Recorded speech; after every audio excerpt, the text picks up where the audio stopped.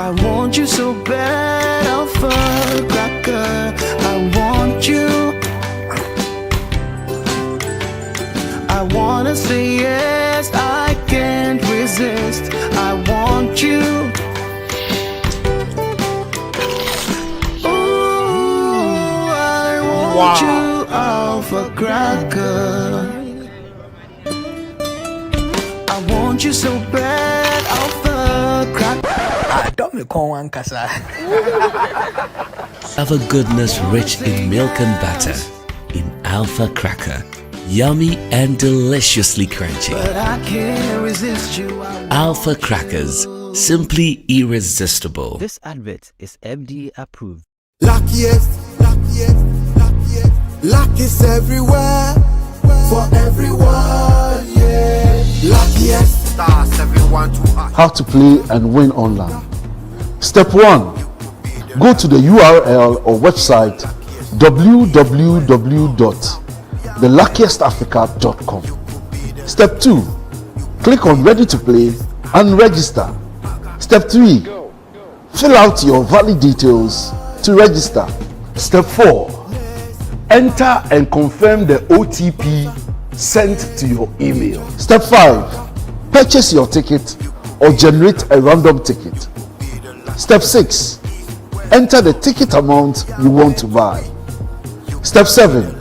Follow the steps to buy tickets for yourself or someone. Step 8. Confirm your ticket and choose your payment option. Step 9. Follow the steps to make payment. Step 10. Verify your phone number. I am Mr. Good Luck and I'm on a mission to spread luck all around.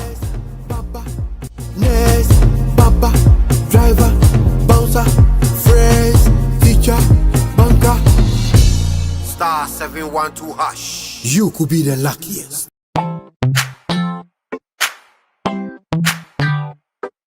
Sweetheart, be mindful of your health. Idea Products Nadia Makeup. I welcome you to Sigma Health and Beauty.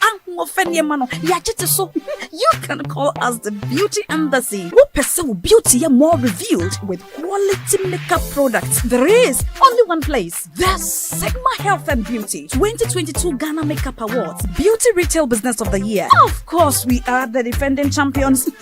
World-class makeup brands and Kwanyet on, you name it. Maybelline, Dark and Lovely, House of Tara, and many more. Your professionalism in the beauty industry is unmatchable.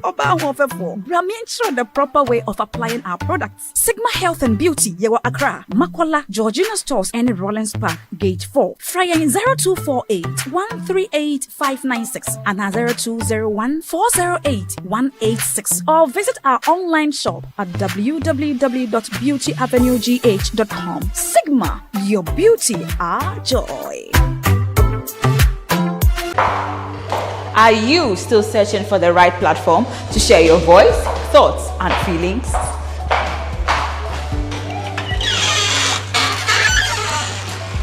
Then, the GhanaWeb Reporter on the GhanaWeb app is the perfect app for you. It is Ghana's only citizen journalism and infotainment platform. Wherever you are, whatever you are doing, GhanaWeb Reporter links you up to the world. The reporter also gives you the opportunity to blog or become a citizen journalist, so you share stories with the rest of the world about cities, music genres, pop culture, tech, politics, etc. Download the GhanaWeb app from the Google Play Store or App Store on your smartphone and open it. Tap on the member button at the bottom of your screen and follow the easy steps to register with your phone number or email, and you are ready to become a reporter. GhanaWeb Reporter, democratizing journalism, and empowering content creators.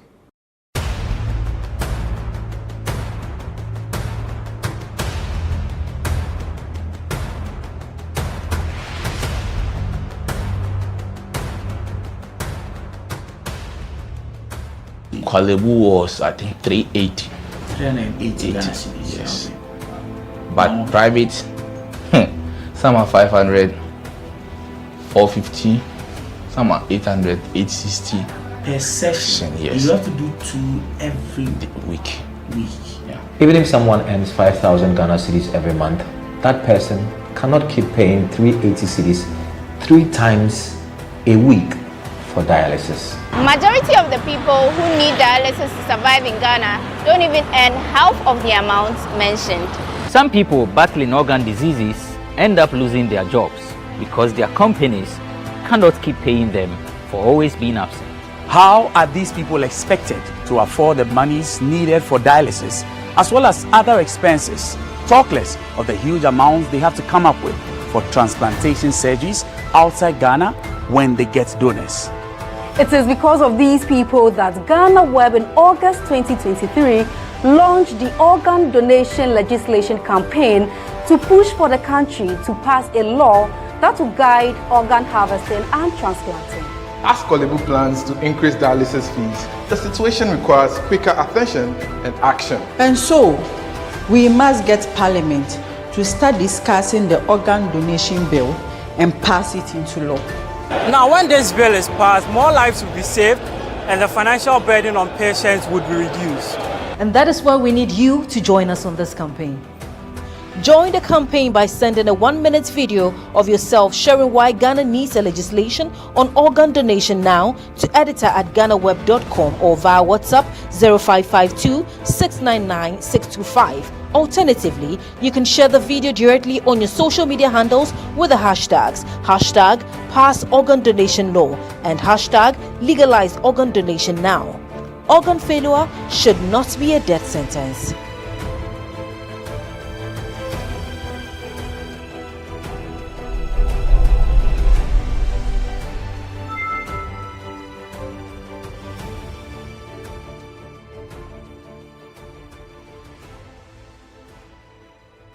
Everyone needs the perfect snack to munch on during a fun moment. Wow. Enjoy the tasty McBerry Twist cupcakes, deliciously baked and packaged for a sweet treat. Premium quality cakes baked with love for all, enriched in butter and milk. Yummy.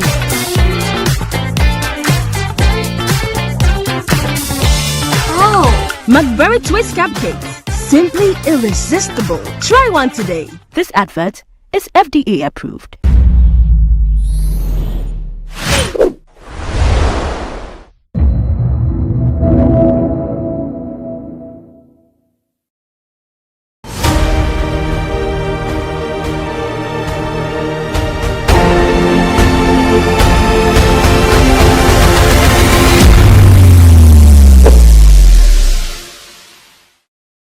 Uncle Desmond, what do you want to say?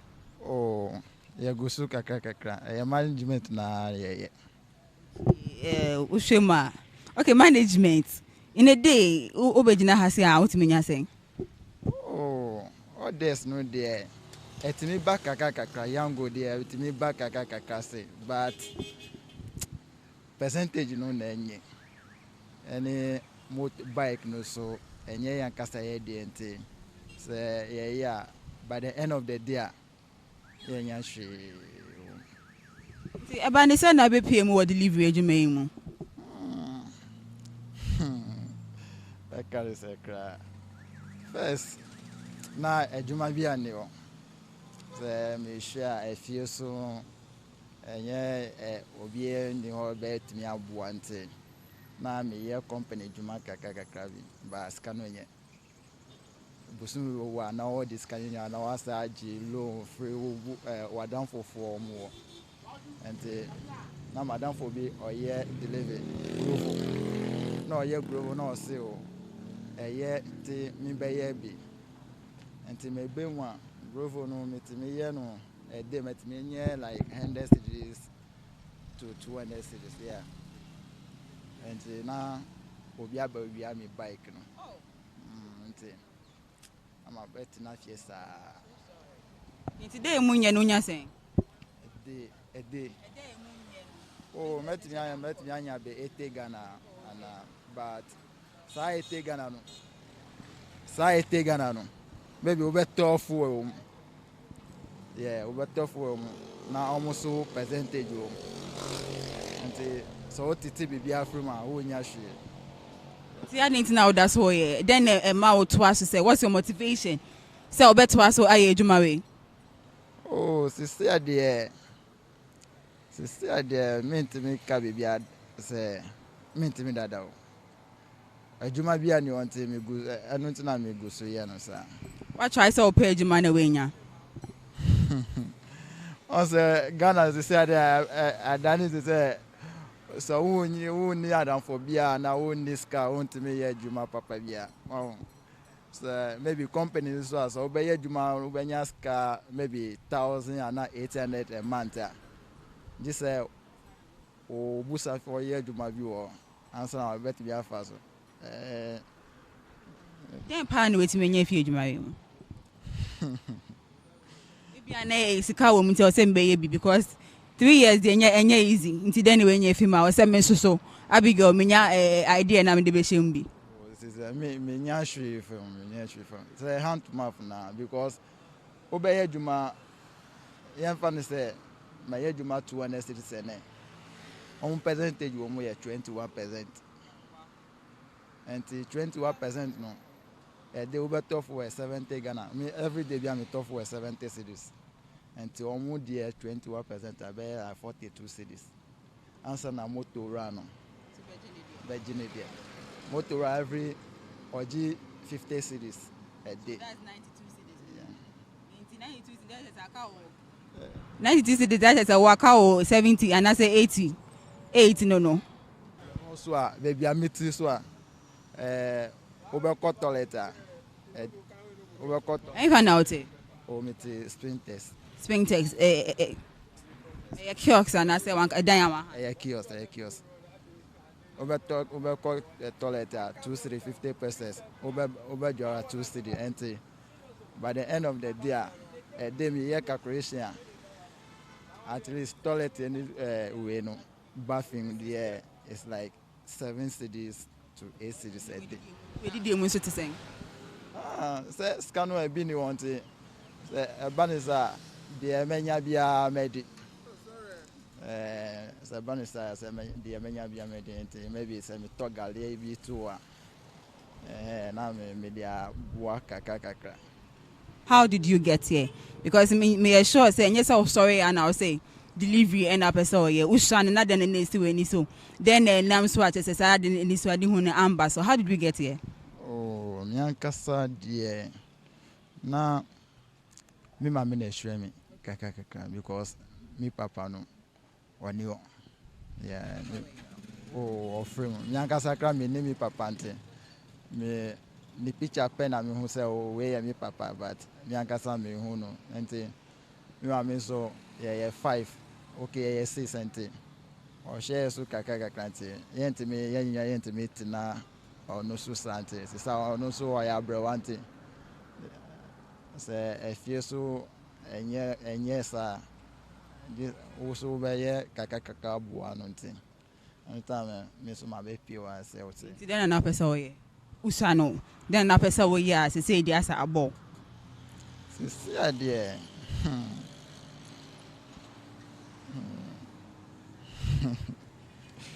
This is me ankasa first no na me a footballer. Yeah, me a footballer, but because of one of 2 reasons. What are the reasons? I want to know them. What happened? Because so the ball too needs to say ubabwa unyashi because it's a BBIS kasem. BBIS kasem na me ankasa me so mami bra na me be deliver kakaka na me bua me so obi show not a person bua wa en fa pa na person nipa no en fa mo anembra which aspect of your life na person nipa no bua okay This I met me see I met me say moto na nya media. Enti moto na nya media enti. Se me nya ankasa me moto am ye sure say de me di ma moto run no. Ebe ye me yeah. Apart from that, moto na person uchi. Because me say why you used to it to feel say unni mejumenim. So that's but then is that what you really want to do for the rest of your life? No. If I be a person won't call. Oh, but semenya to say we be nyakasa so me a driver me true banti.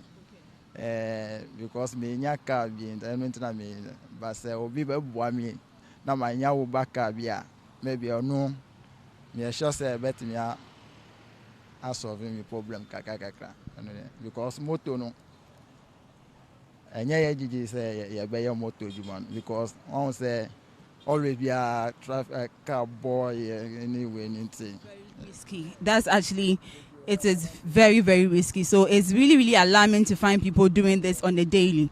Yeah, nya bi internet na ye managing thing. On say ya dan fofo bebre obi won mo ye post o na obi won mo recent this Friday cry your best obi wo ahaya ajinga no park ya moto car bono.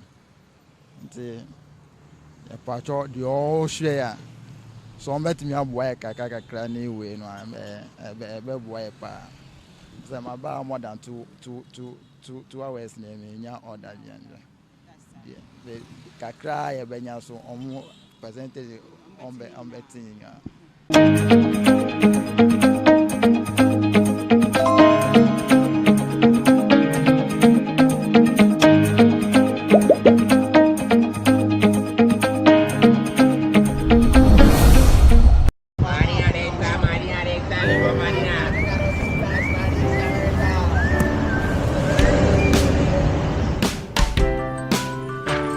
I want you so bad, Alpha-Cracker.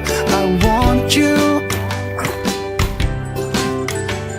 I wanna say yes, I can't resist. I want you. Ooh, I want you, Alpha-Cracker. I want you so bad, Alpha-Cracker. Don't me call one casa. Have a goodness rich in milk and butter in Alpha Cracker. Yummy and deliciously crunchy. But I can't resist you. Alpha Crackers, simply irresistible. This advert is FDA approved. Luckiest, luck is everywhere, for everyone, yeah. Luckiest. Star 712 How to play and win online. Step 1. Go to the URL or website www.theluckiestafrica.com. Step 2.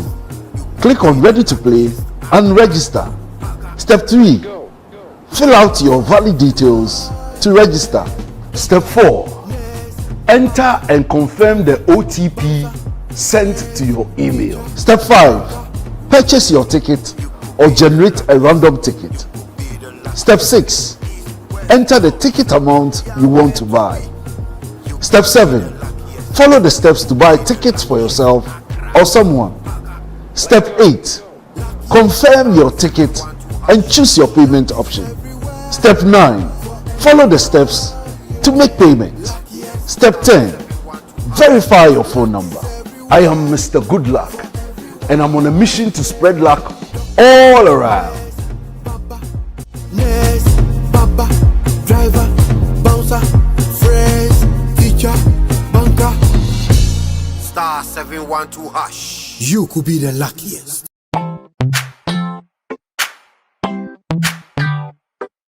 Sweetheart, be mindful of your health. Dear products Nadia Makeup, I welcome you to Sigma Health and Beauty. You can call us the Beauty Embassy. We pursue beauty more revealed with quality makeup products. There is only one place. There's Sigma Health and Beauty 2022 Ghana Makeup Awards Beauty Retail Business of the Year. Of course, we are the defending champions. World-class makeup brands and Quaniet on, you name it. Maybelline, Dark and Lovely, House of Tara, and many more. Your professionalism in in the beauty industry is unmatchable. Bramientra the proper way of applying our products. Sigma Health and Beauty, Yewa Accra, Makola, Georgina Stores, and Rollins Park, Gate 4. Fryer in 0248 138 596 and 0201 408 186. Or visit our online shop at www.beautyavenuegh.com. Sigma, your beauty, our joy. Are you still searching for the right platform to share your voice, thoughts, and feelings?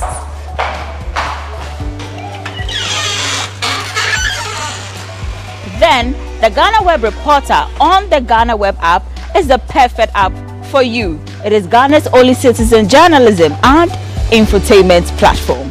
Wherever you are, whatever you are doing, GhanaWeb reporter links you up to the world. The reporter also gives you the opportunity to blog or become a citizen journalist, so you share stories with the rest of the world about cities, music genres, pop culture, tech, politics, etc. Download the GhanaWeb app from the Google Play Store or App Store on your smartphone and open it. Tap on the member button at the bottom of your screen and follow the easy steps to register with your phone number or email, and you are ready to become a reporter. GhanaWeb Reporter, democratizing journalism and empowering content creators.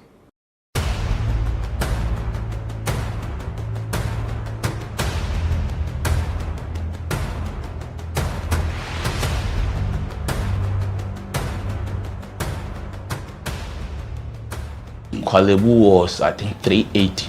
380 Ghana cedis. Yes. But private, some are 500, 450, some are 800, 860. Per session, yes. You have to do 2 every week. Yeah. Even if someone earns 5,000 Ghana cedis every month, that person cannot keep paying 380 cedis 3 times a week for dialysis. Majority of the people who need dialysis to survive in Ghana don't even earn half of the amount mentioned. Some people battling organ diseases end up losing their jobs because their companies cannot keep paying them for always being absent. How are these people expected to afford the monies needed for dialysis as well as other expenses, talk less of the huge amounts they have to come up with for transplantation surgeries outside Ghana when they get donors? It is because of these people that GhanaWeb in August 2023 launched the organ donation legislation campaign to push for the country to pass a law that will guide organ harvesting and transplanting. As Kwalebu plans to increase dialysis fees, the situation requires quicker attention and action. And so, we must get Parliament to start discussing the organ donation bill and pass it into law. Now, when this bill is passed, more lives will be saved and the financial burden on patients would be reduced. And that is why we need you to join us on this campaign. Join the campaign by sending a 1-minute video of yourself sharing why Ghana needs a legislation on organ donation now to editor@GhanaWeb.com or via WhatsApp 0552 699 625. Alternatively, you can share the video directly on your social media handles with the hashtags #PassOrganDonationLaw and #LegalizeOrganDonationNow. Organ failure should not be a death sentence.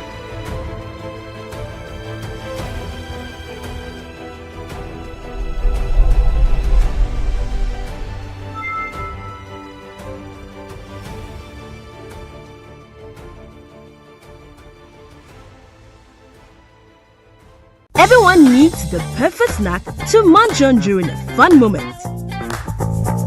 Wow. Enjoy the tasty McBerry Twist cupcakes, deliciously baked and packaged for a sweet treat.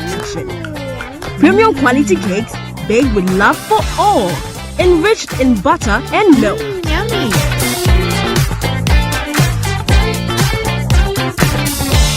Oh, McBerry Twist cupcakes. Simply irresistible. Try one today. This advert is FDA approved.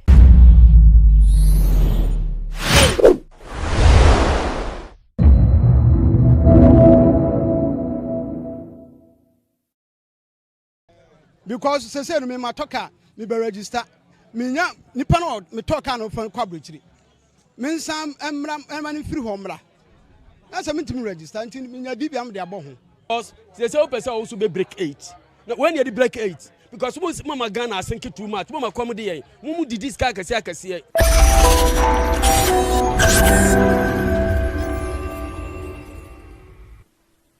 It's the start of a new year, and obviously people are up and running with their businesses. Well, work has started and everything is running as well. And as is typical of Ghanaians at the start of the year, well, people would love to register their new vehicles. And that is what has brought us to the 37 office of the Driver and Vehicle Licensing Authority, the DVLA. Well, what's happening here? There are some new reforms with regards to registering vehicles, which not too many people are excited about. We'll get into the more details of all of those, and you'll get to understand and appreciate more why people are unhappy with these reforms. My name is Echi Atiso, and this is Say It Loud on GhanaWeb TV. First of all, we'll hear from someone who knows the ins and outs of what these new reforms are from DVLA. Then you better appreciate what the issues are. Let's take a listen to him. So first of all, what is the challenge with the registration of people's vehicles this year? This is a new year. What are the challenges? Okay. The challenges that we're having now is DVLA is trying to tell us that without biometric or without verification of the previous owner that imported the car, you can never register your car. But between us, DVLA knows how Ghanaians trade their car, how we buy their car. You know, some of them, we buy the car at the garages. Some also meet, the car dealers or the owners of the car where he thinks he can purchase the car.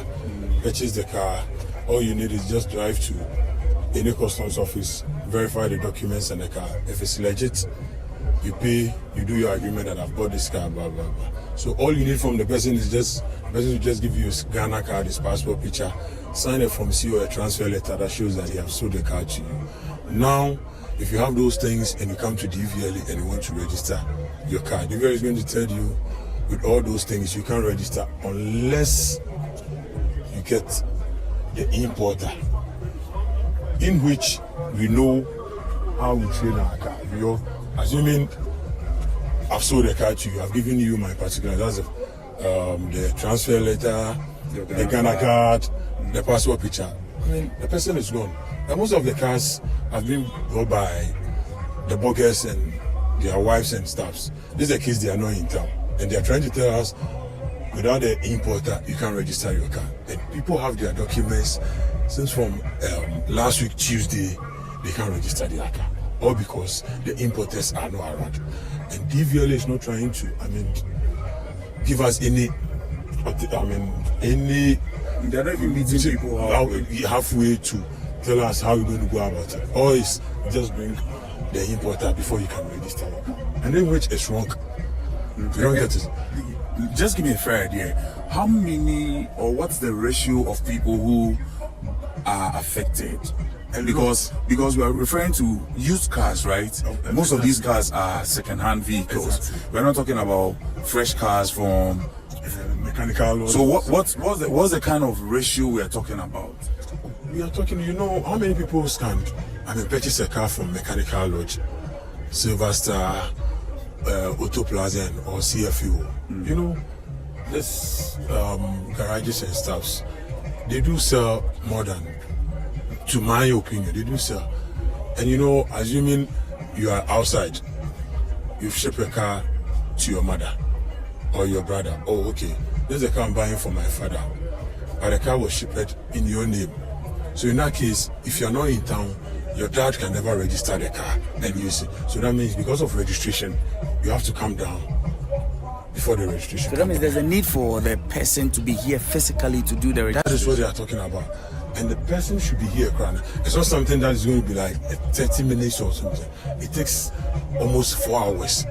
Or they will tell you the network is not working, the network is bad, and blah, blah, blah, blah. In which, DVLA is, they are, I don't know how to put it, but they are Now, it's obvious it's a new reform and all that, but those who are affected, so what's the way out for them? Are they just going back, not being able to do anything, and going back without doing anything? And I'm asking this question because I know it's a human institution. Doesn't this create room for people to start doing corrupt things? Because obviously there has to be a way out of this. Somebody would have to pay, maybe in a way, to be able to get things. Are these things not a great worry that the DVLA should be? Because people are even crying because if you have a car that you've paid a duty and you want to register a car and you're passing all this treatment, this headache, people doesn't understand. Ghanaians, the moment he goes and they tell him this, then he will be there. He doesn't have any option. He doesn't know what to do. So what, people when can't you go drive their cars again? people can drive their car. People can drive their car. And the DVLA is not doing anything about this. All they will tell you is try and locate whoever sold the car to you or the importer. But can we understand what is the reason for the DVLA to have arrived at such, if I can call it a draconian decision, very extreme for the people who sold cars to be fiscally present before you can go ahead and go through the process of registering? What's the motivation for that? I don't know, because all they are saying is it seems like they are tired of this from C's and back and front and the registration to us. Well, people, I don't know, maybe their mindset is people normally, steals people's car by registering without their consent, and so I think that is what they are trying to avoid. But I understand that section, but if you're trying to avoid those criminal cars, and it shouldn't affect people who have their legit cars. Because people have their legit cars with their legit documents in which they can't register, or because they can't find the importer, in which is wrong. Okay.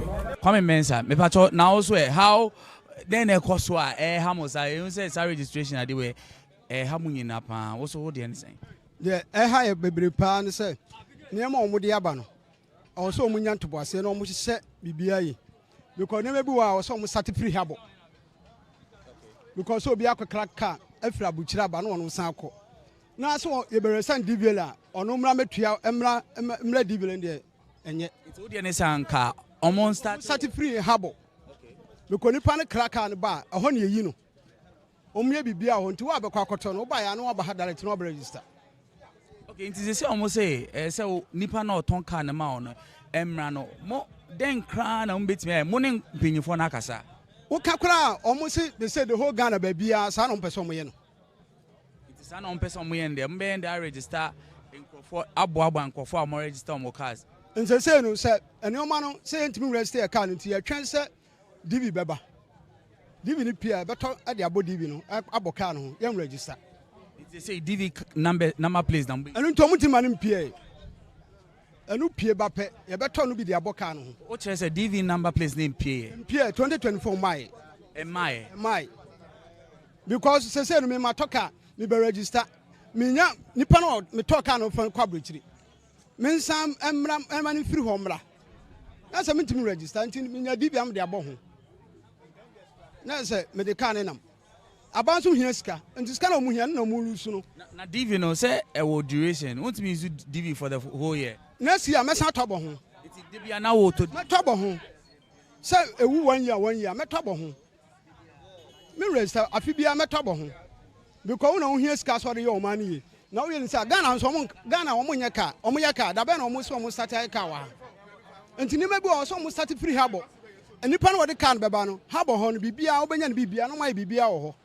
Na so obi kura akoyi car aba be duty. Obere seka na omo si duty no abroso nti wan san fa car no habo back. Duty na abroso on fa car no habo back. On san kakra duty na nsamra back. Abra ban hia sika obi na tua sika na abroso a. Wo a customer tia ofa ho be customs na otia no fa so be na wo so. Obi akraka wotua duty abroso ebi a 200 Ghana. Wo so wan san fa back. Obere seka wo custom officer fa so be yentua ka. Nti wo mu hwe bibie MPP aban no so wotena wo pese wo kɔ 20 hwan ne dia won start ye no homework ne obelusu because ade na omo ye no omo fi so omo profit no so kakra said to be able to be an or someone so you'll be Bianca Cracker. Yes, of course. I would not say Niana or so Crebiana. Abrafuno almost started to be an Cacraca almost started, and yes, on between Yana. Oh, Yayo, and Tomutom was an Omonia Cacraca. Said, I did be about to be a Cacabecoy computer or moment to office or Cabrenanim. Bebrenanim last time you were Hassan or my friend boy back from outside on a coach. I'm so many Mamma to Omuka. Omonim until so much in our school. Oh, Regina Bebre or be free for Bossy the whole last week up to Omar Sakaba Cope. Obossy. Omar is Kaba Cope. I must start registration the 2nd of January. Kaba Cope Marisa Bossy. I'm quite even and I'm checking the whole Ghana. I feel be almost had a registration and now no more register. No more here. No more Saban or Lusuana or Lusu. Also to our own Casa. Yalberma is also one of the elderly men here who have been helping people register their vehicles, and as well we'll do this in Chi. Boko. Na answer you started idea na metesa wo kasa we chirosa also how on say me how on say say ye nyina ye take registration no ba me how ba kopa e ha me say DBL for a muti inside no me kuta me number e dia be lances na lances no say me phone ayra let's say me de me number na 2 numbers na me de ba ko be ba mu be je me 125 35 CDs ah wo je e kwa aban ho ana say kwa hwan ho mobile number na say mobile number mobile number because of lances o ba be renew am so for our lances number bra phone number bra let's say phone number no ayra so mo jo 135 CDs e je te so e kwa be na che so mo je 135 CDs no eno omoje omo receipt my receipt be a receipt be no de my my receipt na be say minister of transport say one na ma order say road at wu a 1 month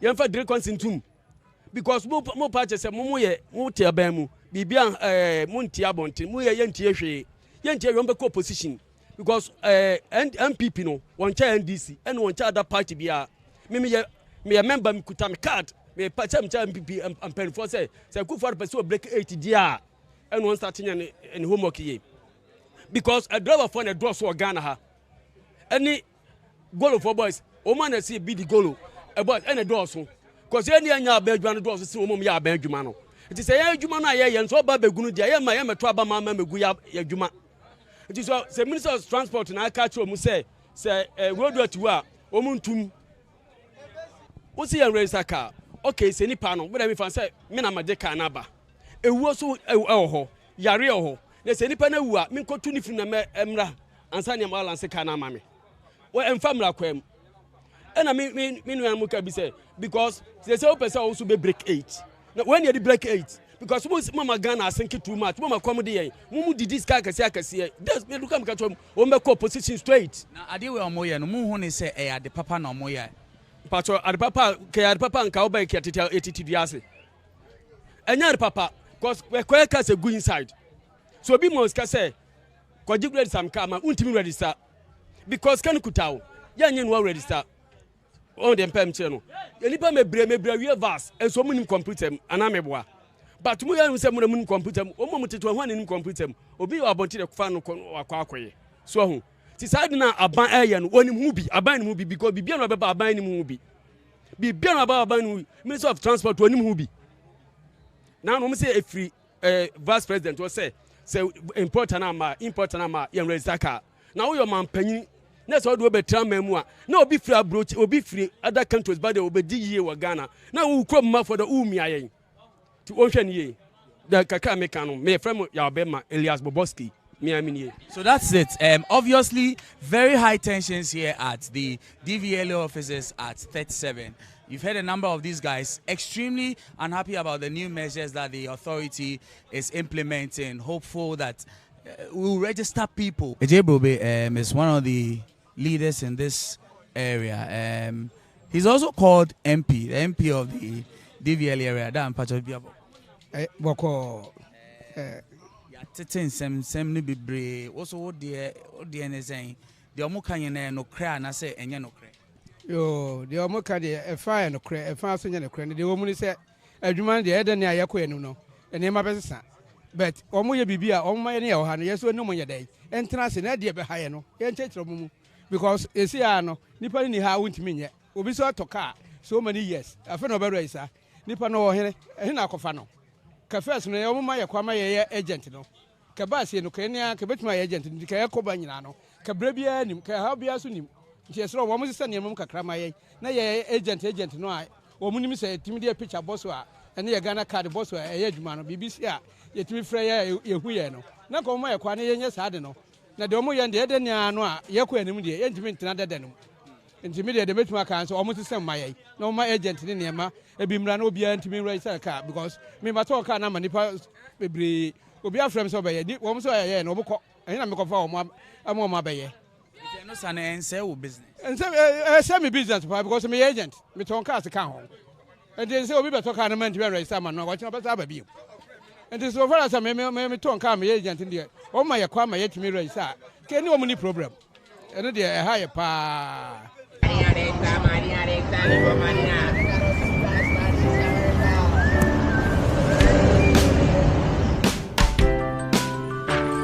I want you so bad, Alpha-Cracker. I want you.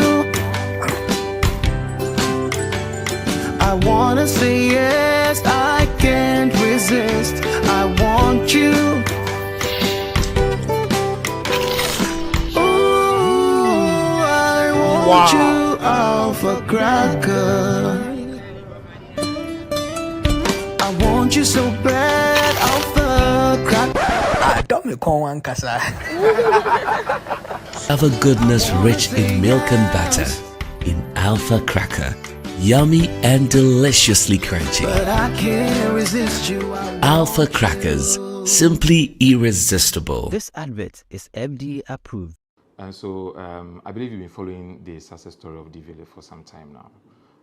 As part of our reforms, our transformation to ensure that we have seamless integration with our systems, systems talking to each other, making sure that our services that we render to our general public are convenient for our clients and our stakeholders.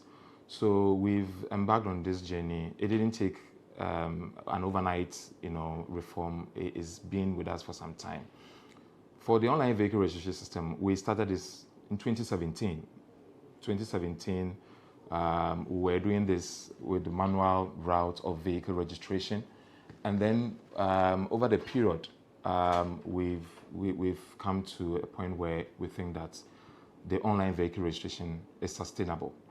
I mentioned that in 2017, when we did this, we piloted the program, looking at how it will address the challenges that we've had with the manual system of vehicle registration, and we've been able to address these challenges during the time that we piloted the system. We've also done a lot more stakeholder engagements with our relevant stakeholders, the automobile dealers, the National Road Safety Authority, the transport operators, and then the fleet dealers and what have you.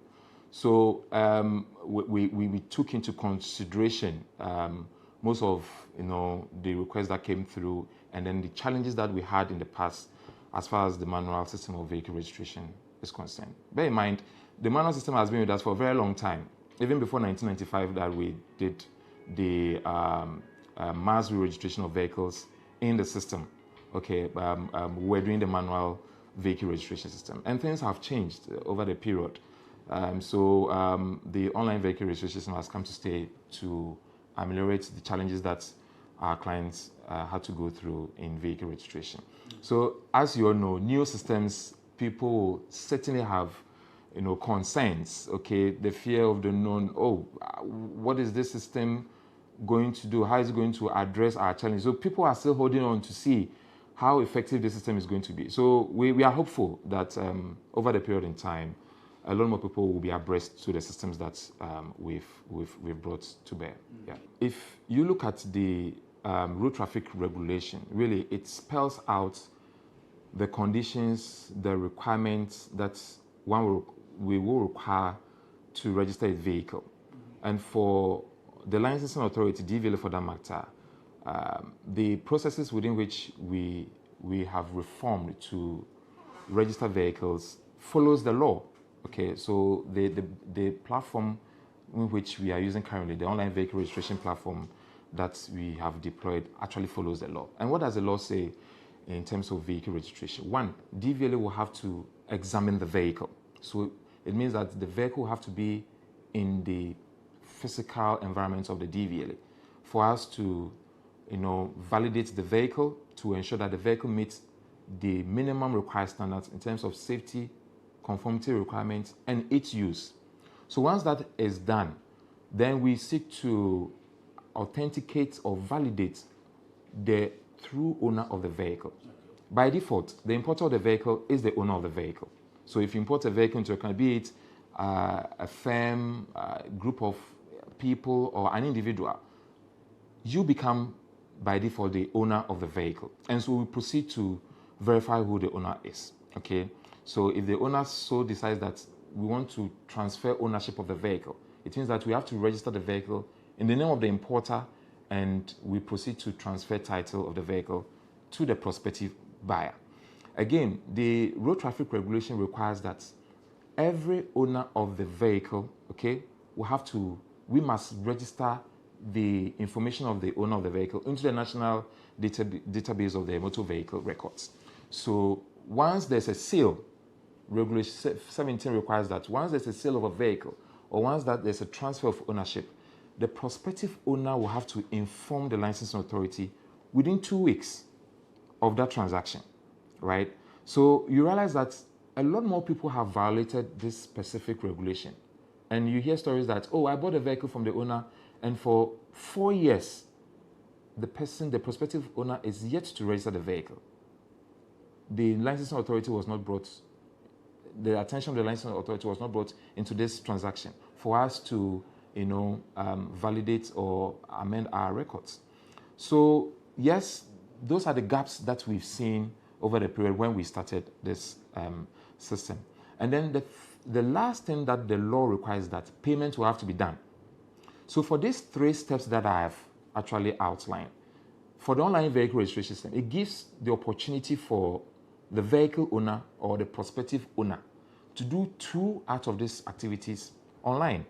It can be the comfort of your home or office. But the first and foremost is for the DVLA to examine the vehicle. That is what the DVLA will do in its their respective offices or their authorized representatives. So that is how flexible the system has been built. So the gap in which I believe some of the stakeholders have brought to your attention is that, oh, we've bought the vehicles and DVLA is asking us to present the owner. It is for very good reasons. Because one, as an authority, it is the responsibility of the authority to protect the interests of one, the importer of the vehicle, as well as the prospective owner of the vehicle. So it shouldn't be the case where a vehicle has been stolen and DVLA goes ahead to violate the regulation and then register the vehicle and transfer title to a prospective owner. Then we will not be doing our work as an authority. So it stands to reason that as an authority, one, we protect the interests of both parties in this regard. One, the one who is importing the vehicle into the country, and two, the prospective owner who is buying the vehicle. So that is how come we proceed to validate both parties of this transaction to ensure that at least we stay true to our mandate as an authority. Sale of vehicle has become very complex quite recently. Okay, issues of stolen vehicles, issues of identity theft and false representation. They are all issues that we've seen in the past, and it is one of the reasons why, as an authority, okay, we had to integrate with other standalone, database. Remember the National Identity Database. That law was passed in 2012, and the LI 211 specifies that for every public institution that one will have to transact business in, when it comes to identity verification, you will require the use of the Ghana card. Okay, so as part of the reforms to ensure that we deal with the people who matter in these transactions, be it the importer, his authorized agent, and the prospective owner.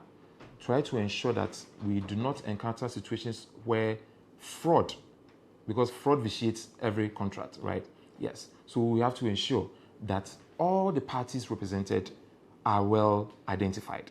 So in order to make the system very flawless, what we've done is we've integrated with the National Identity Register. So every person who matters in the transaction, be it the importer, be it the authorized person, be it the prospective owner, you will be verified biometrically. And the essential document that we will require is the use of the Ghana card. And because this is a requirement of the LI 2111. So once we are providing a service of vehicle registration and probably transfer of title, certainly you will require an identification. And the Ghana card happens to be the essential document for identity verification. Then again, we've also done some integration with GRA. And so once the vehicle is cleared from the port of entry or the frontier borders, once you've been cleared from the customs point of view, certainly once we put in your VIN number in our database, we're able to profile the vehicle. So the gap that you actually espouse, these are issues that the DVLA has to deal with. So we've had some engagement with them. Hopefully, we may have to resort to some court documentation to complement the custom entry document that they have, at least so to indemnify the DVLA for future claims whatsoever. So that means we can get there are plans to ensure that exactly. Okay. And why are we here at this time? Because vehicle registration didn't happen overnight. We've been registering vehicle for a period of time now, and this issue of I can't find the owner is not something that we've seen currently. But because we've migrated to electronic platform and the use of the Ghana card happens to be an essential document, that's why we are facing these challenges. We've had situations whereby importers have surfaced, we've identified them, they don't have the Ghana card. It means that they have to go get the Ghana card before we can admit them into the portal. We've had situations where importers are domiciled in a foreign country. And bear in mind, Ghana card is there to tag base with people living in a foreign land. So this gap we've seen in the system. And so we are finding ways to bring them into the system, whereby probably they can scan their passports and provide an authority letter to go with. And then we can proceed with the registration of vehicle to the prospective buyers. So it's a new system, yes, but we've had its success stories, and there are a few gaps that obviously as an authority we will deal with to ensure that at least. It's good to hear that at least you're making room for certainly some of the excesses and all that. I mean, it's 12 days into the year. Certainly. Like I mentioned earlier, I've not seen the 2024 number plates. Unfortunately, but they are out. They're out. As I speak to you now, from the first working day of the year to date, a little over 9,000 vehicles have been registered. Across the country. Hopefully by the close of working day today, we may go beyond 10,000 mark. As a matter of fact, we started the new upgrade of the online vehicle registration in May last year. But as I mentioned, we were registering vehicles side by side with the manual route. In September last year, we decided to decommission the manual registration process. So we started 100% online verification in September. And September up to now, over 15,000 vehicles have been registered. You understand? So we've had success stories, and it's been quite exciting. We know there have been few challenges here and there, but as an authority, we listen to our stakeholders. And so hopefully by the close of this week, most of these small issues that we faced with the system will be addressed. This system is very promising. I mentioned to you earlier that we started this journey some years back. As a matter of fact, DVLA started its transformation drive so many years ago. You remember our success story of on-site banking? Yes. We started this about 2004. We were one of the first institutions in the country that brought in on-site banking. Why did we do this? Because we wanted to make sure that we have a perfect system. We can never have a perfect system, but a system that is comfortable and convenient for our clients to go with. 2008, we started some activity as far as this online vehicle registration system is concerned. And then 2017, we had a full-blown online vehicle registration system. And that's how come in 2017 again, we also launched our digital driver's license card, one of its kind in the West Africa sub-region. So we are resolute that this system will come to solve most of the challenges that we had in the manual system. And to tell you the good news, now you don't need so many documents when you register a vehicle. All your documentation will be on a simple card to go with.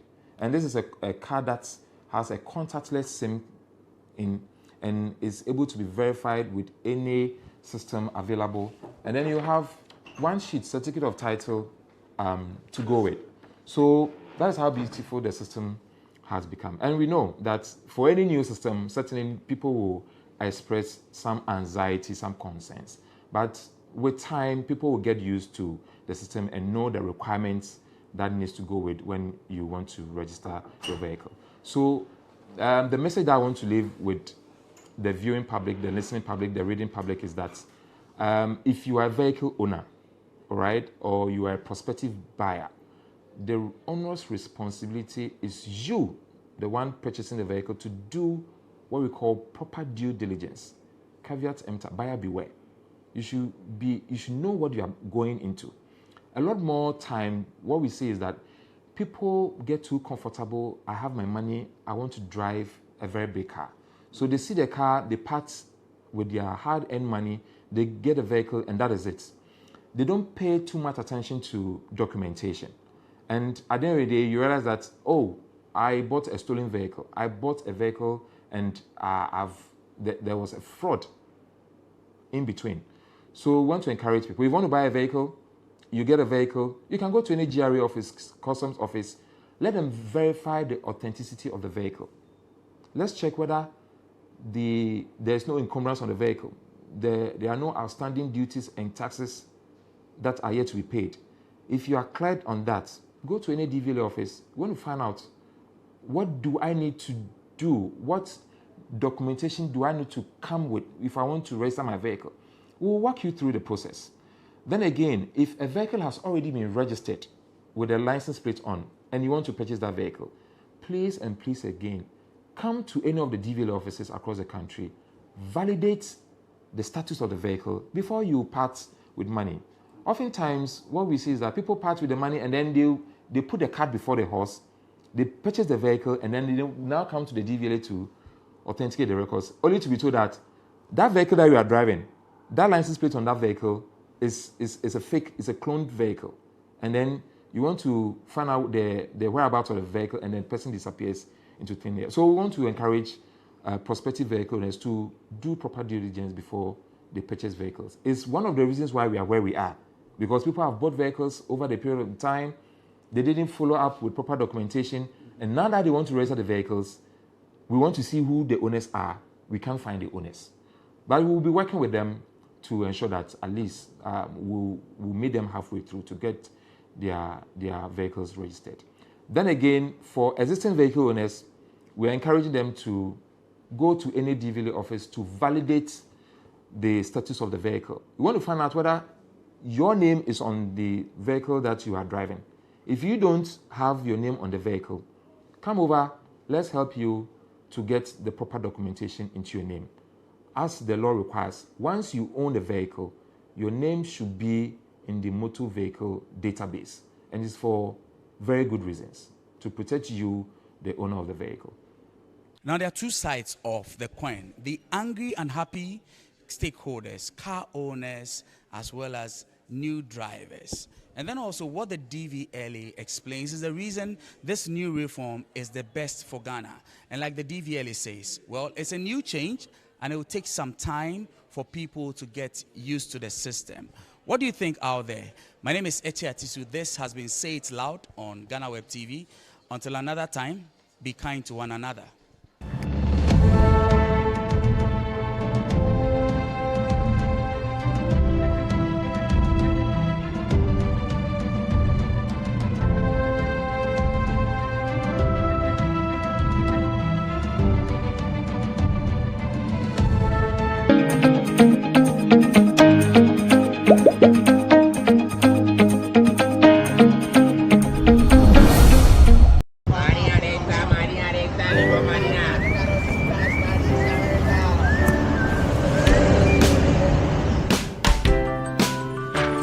I want you so bad, Alpha Cracker.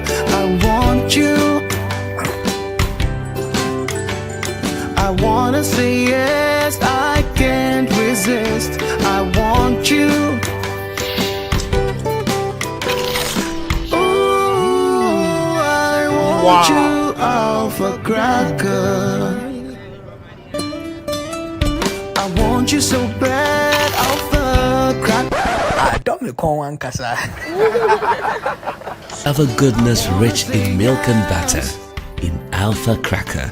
Yummy and deliciously crunchy. But I can't resist you. Alpha Crackers, simply irresistible. This advert is FDA approved. Luckiest, luckiest, luckiest. Luck is everywhere for everyone, yeah. Luckiest. Star 712. How to play and win online. Step 1. Go to the URL or website www.theluckiestafrica.com. Step 2. Click on Ready to Play and register. Step 3. Fill out your valid details to register. Step 4. Enter and confirm the OTP sent to your email. Step 5.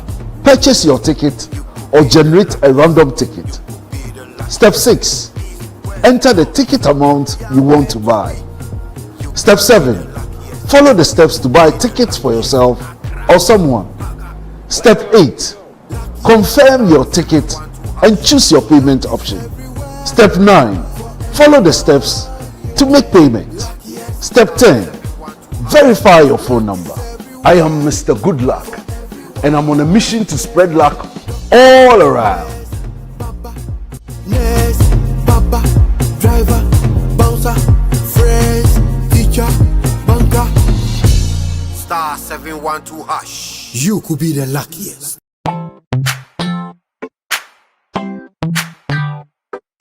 Sweetheart, be mindful of your health. Idea products Nadia Makeup. I welcome you to Sigma Health and Beauty. You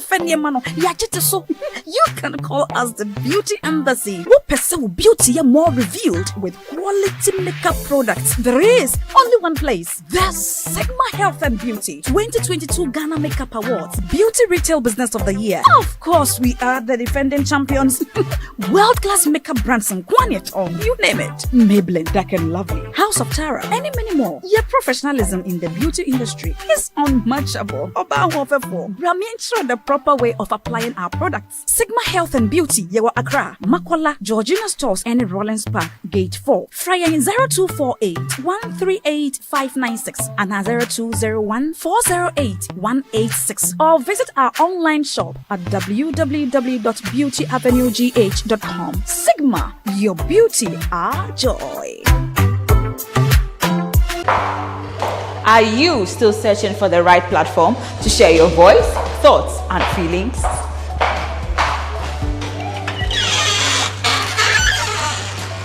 Then, the GhanaWeb Reporter on the GhanaWeb app is the perfect app for you. It is Ghana's only citizen journalism and infotainment platform.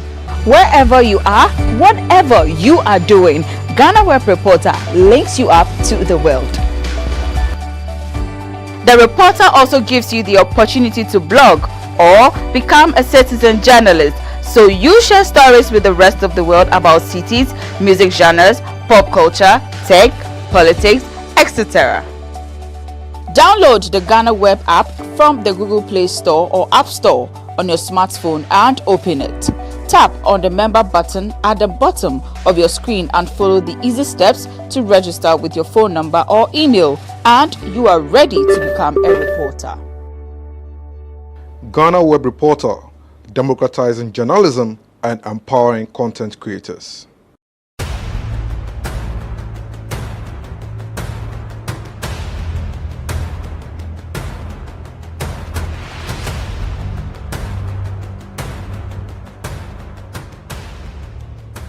Kwalebu was, I think, 380. 380 Ghana cedis. Yes. But private, some are 500, 450, some are 800, 860. Per session. Yes. You have to do 2 every week. Yeah. Even if someone earns 5,000 Ghana cedis every month, that person cannot keep paying 380 cedis 3 times a week for dialysis. Majority of the people who need dialysis to survive in Ghana don't even earn half of the amount mentioned. Some people battling organ diseases end up losing their jobs because their companies cannot keep paying them for always being absent. How are these people expected to afford the monies needed for dialysis as well as other expenses, talk less of the huge amounts they have to come up with for transplantation surgeries outside Ghana when they get donors? It is because of these people that GhanaWeb in August 2023 launched the organ donation legislation campaign to push for the country to pass a law that will guide organ harvesting and transplanting. As Kolebu plans to increase dialysis fees, the situation requires quicker attention and action. And so, we must get Parliament to start discussing the organ donation bill and pass it into law. Now, when this bill is passed, more lives will be saved and the financial burden on patients would be reduced. And that is why we need you to join us on this campaign. Join the campaign by sending a 1-minute video of yourself sharing why Ghana needs a legislation on organ donation now to editor@GhanaWeb.com or via WhatsApp 0552 699 625. Alternatively, you can share the video directly on your social media handles with the hashtags #PassOrganDonationLaw and #LegalizeOrganDonationNow. Organ failure should not be a death sentence.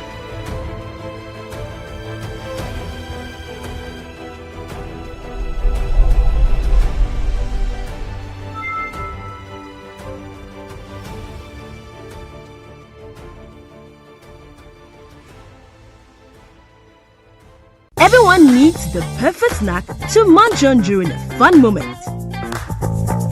Wow. Enjoy the tasty McBerry Twist cupcakes, deliciously baked and packaged for a sweet treat. Premium quality cakes baked with love for all, enriched in butter and milk. Yummy.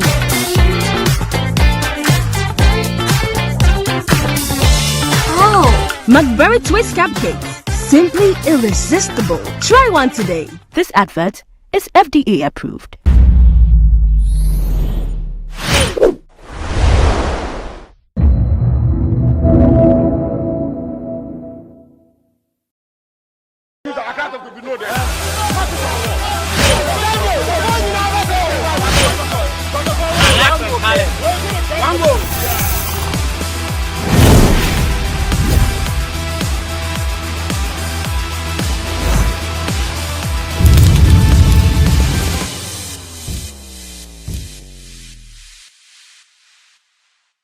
The Black Stars of Ghana are without a coach after their abysmal performance in the 2023 African Cup of Nations. Chris Hughton and the entire technical team has been dissolved, and the Ghana Football Association are on hunt for a new Black Stars coach. Today, we are asking, in case the GFA decide to appoint a former Black Stars player between Asamoah Gyan, Lai Kinson, Stephen Appiah, Michael Essien, Sule Muntari, who do you think should be appointed as the next Black Stars coach? Welcome to the new episode of GhanaWeb Sports Debate. My name is Emmanuel Enin. Let me know your comments under the comment section as I engage with some Ghanaians at Tema Station to gather their thoughts on a topic on board. I have my first guest on the show. Boss, good morning. Morning, sir, boss. Morning. Now, they say Black Stars no yapamo Chris Hughton. Say GFA ka say Stephen Appiah, Asamoah Gyan, Lai Kinson, omo appointed back. Why now ususu say yemfa adwumane ma no? Oh, adwumane dey say Stephen Appiah ene betumi ahwe so yi. Esan say o hwe omo time so a yade o yade.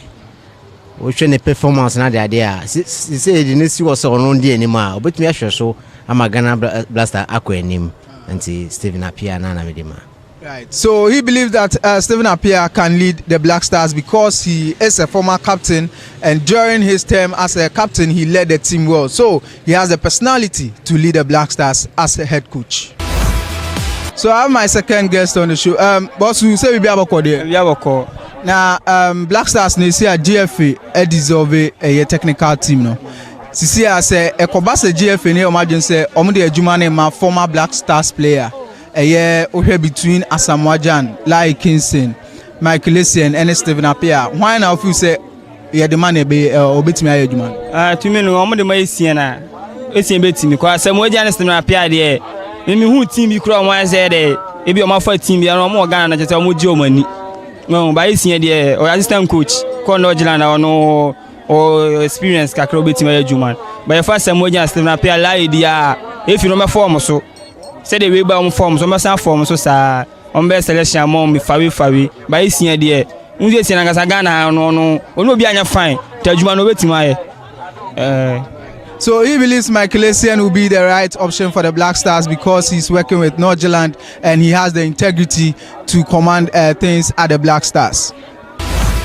Alright. But we say we have a code here. Sisi ano Black Stars GFA apamu recruiting. Na yebisa say omo imagine say omo de adwuma ne ma former Black Stars player. Edin e ho no Lai Kingston, Michael Essien, Suleiman Tari, Asamoah Gyan and Stephen Appiah. Why now so say the adwuma ne ma na obetimi aye? Mefa kwanya yuso achia atiefu nyina ba bibia obi bia wa wo hwe yen. Ene won a wode won akoma e de a she Black Star mu. And I may cheer one. What be the question? As a miss idea, no ordinary. What share a maybe a tray more? Now Ghana players be to say Asamoah Gyan, Stephen Appiah, Michael Essien, Sule Ali Muntari, no more, or Mobo Bonnet, or Mahonki can't ever team anymore. Now a queen anymore. But oh, baby, Drew baby, no, Omunina, and sign, say Omu Mobo beam. They say, don't know quiet coaches, Saliana or Canon. We say ye the ball no anase coach no ebema obi amana kura anka me de misusu say yen fama Michael Essien because enka na oboball no na ne ball no eya akono na wo hwe etoda na ye frɛ omo de ba analysis anase TV so na say omo discuss about games ne ade a ne kasa kura mpo kyerɛ say wo di team anase wo di bibi hya nansa e wo team ni mu a obetumi abɔ ne ho modene obi ti say Stephen Appiah say me hu no action bi say obetumi akochi anaso obetumi aye bibi saa e na Asamoah Gyan so no sese ba bia wadu no ono na ne gye nwom to ho wo de timu ma no a wontumi enhwe so sade a ye pe no e na Lai Kingston so wo hwe a ono so betumi abɔ ne ho modern te sese ne American Macracian die ya obetumi aye bibi e wo timu ni mu e de aboa oman Ghana. But unu ani jiremu a yemfama Michael Essien na Lai Kingston wo so man office ebetumi Madam Asini Masim be say Kakama can say me fuano so. Na me de minyanka say oye main coach na ankema Asamoah Gyan embarking because Asamoah Gyan waye bi. E wo mu say Stephen Appiah and the enko en first World Cup the bet. Ushem pa de anka Michael Essien o sefata. Na yama na be de chire no aya Asamoah Gyan. To say, see a demand for we are a babu and between our coyanim. Yan saw Munshe, Madame. So, looking at their answers, they believe that Michael Essien should be the next Black Stars coach, and his assistant should be Asamoah Gyan because of his track record with the Black Stars. I have my next guest on the show, but social Black Stars now. You see, I recruit in a D. Now, you see, as a GFA, you imagine say. Omo de adwuma no emma Asamoah Gyan, Lai Kingston, Stephen Appiah, ana Michael Essien na o hwe omo a hwan na betimi aye adwuma no me de enka me de enka Asamoah Gyan because Asamoah Gyan wo Ghana team na different because oboa ye ma ye koye ni ma wo no ma bi hum because no Asamoah Gyan wo team ni me de no handle players ni very well. Intermediate ash for me there. They are no handy players no team control mu. Am I team koye ni mu no. Me de shenka obe hostu team na anka be ya me de mani nso beje.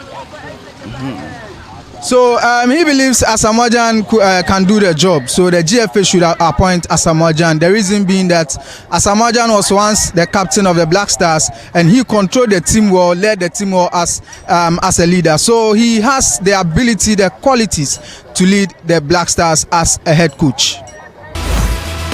You've heard the thoughts of some Ghanaians at the Tema station regarding who they think is capable of leading the Black Stars of Ghana in terms of former players between Asamoah Gyan, Larry Kingston, Stephen Appiah, and Michael Essien. Let me know who you think should be the Black Stars of Ghana's next coach, should in case the GFA consider appointing a former player, in the comment section. My name is Emmanuel Enin. This is GhanaWeb Sports Debate. I'll see you in the next episode.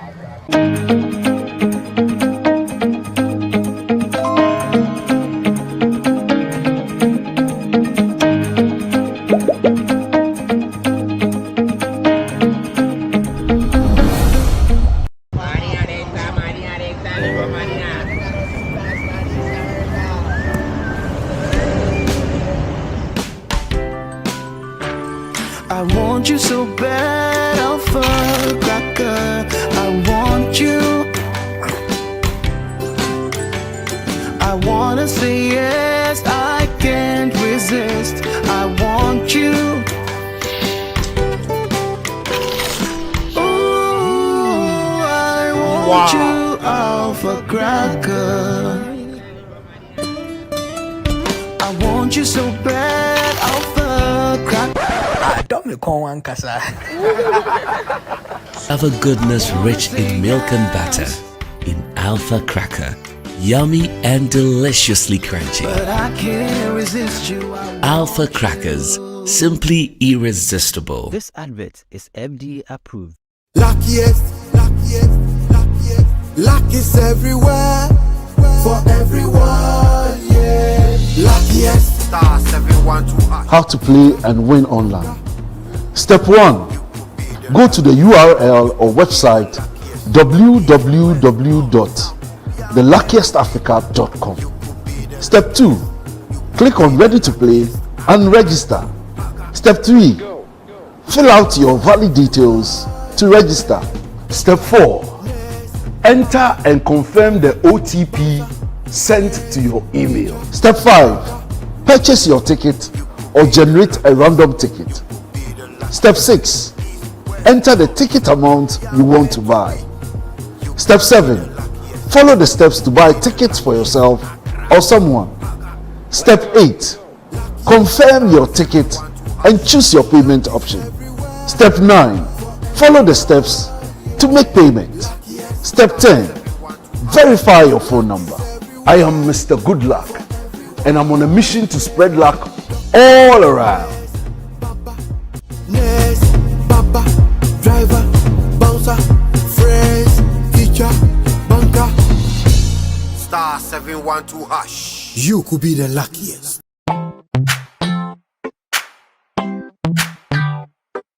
Sweetheart, be mindful of your health. Dear products na dear makeup. I welcome you to Sigma Health and Beauty. You can call us the Beauty Embassy. Who pursue beauty more revealed with quality makeup products. There is only one place. The Sigma Health and Beauty 2022 Ghana Makeup Awards Beauty Retail Business of the Year. Of course, we are the defending champions. World-class makeup brands and Gwanyet on. You name it. Maybelline, Dark and Lovely, House of Tara, and many more. Your professionalism in the beauty industry is unmatchable. Bramientra the proper way of applying our products. Sigma Health and Beauty, Yewa Accra, Makola, Georgina Stores, and Rollins Park, Gate 4. Fryer in 0248 138 596 and 0201 408 186. Or visit our online shop at www.beautyavenuegh.com. Sigma, your beauty, our joy. Are you still searching for the right platform to share your voice, thoughts, and feelings?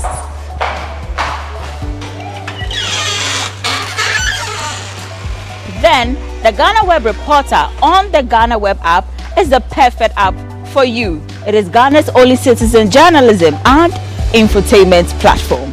Wherever you are, whatever you are doing, GhanaWeb Reporter links you up to the world.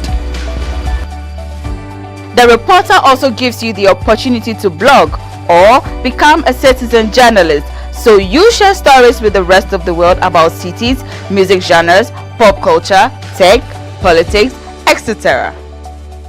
Download the GhanaWeb app from the Google Play Store or App Store, on your smartphone and open it. Tap on the member button at the bottom of your screen and follow the easy steps to register with your phone number or email, and you are ready to become a reporter. GhanaWeb Reporter, democratizing journalism and empowering content creators.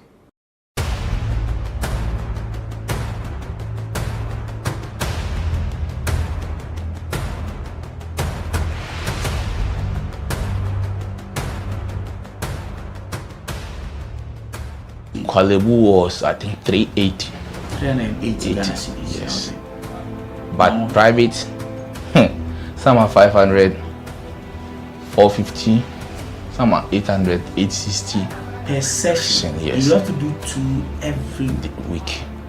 Yeah. Even if someone earns 5,000 Ghana cedis every month, that person cannot keep paying 380 cedis 3 times a week for dialysis. Majority of the people who need dialysis to survive in Ghana don't even earn half of the amount mentioned. Some people battling organ diseases end up losing their jobs because their companies cannot keep paying them for always being absent.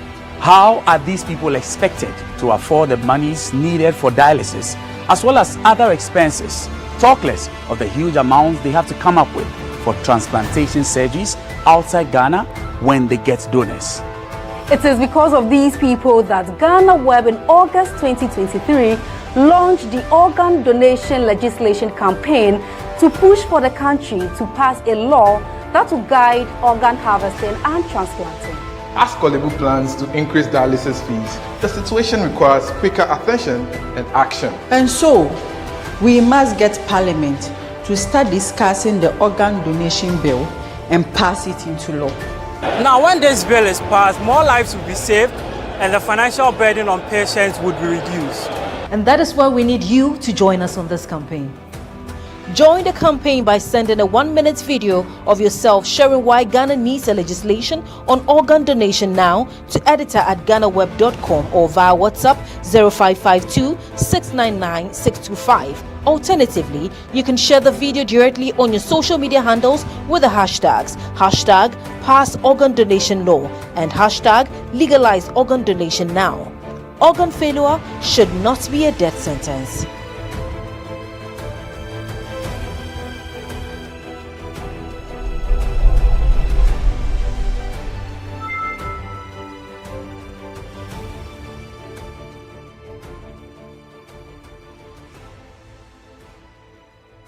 Everyone needs the perfect snack to munch on during a fun moment.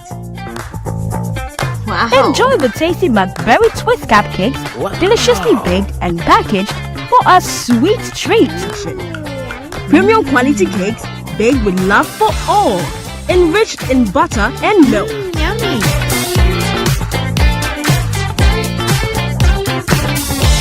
Oh, McBerry Twist cupcakes. Simply irresistible. Try one today. This advert is FDA approved.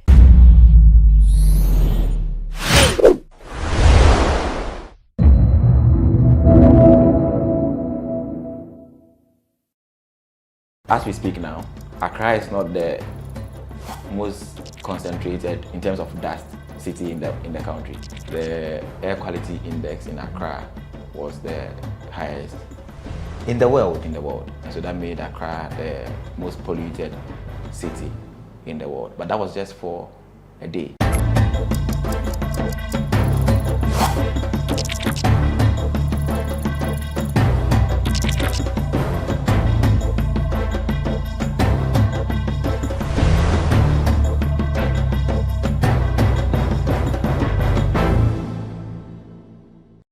Hi, good day and welcome to another edition of The Lowdown here on GhanaWeb TV. My name is Daniel Odro. This is our official first show for the year, and what a way to begin it. There's been a lot of chatter in town about the quality of the air and the pollution in the air lately. A lot of Ghanaians believe that this is a bit out of character and a bit out of the ordinary.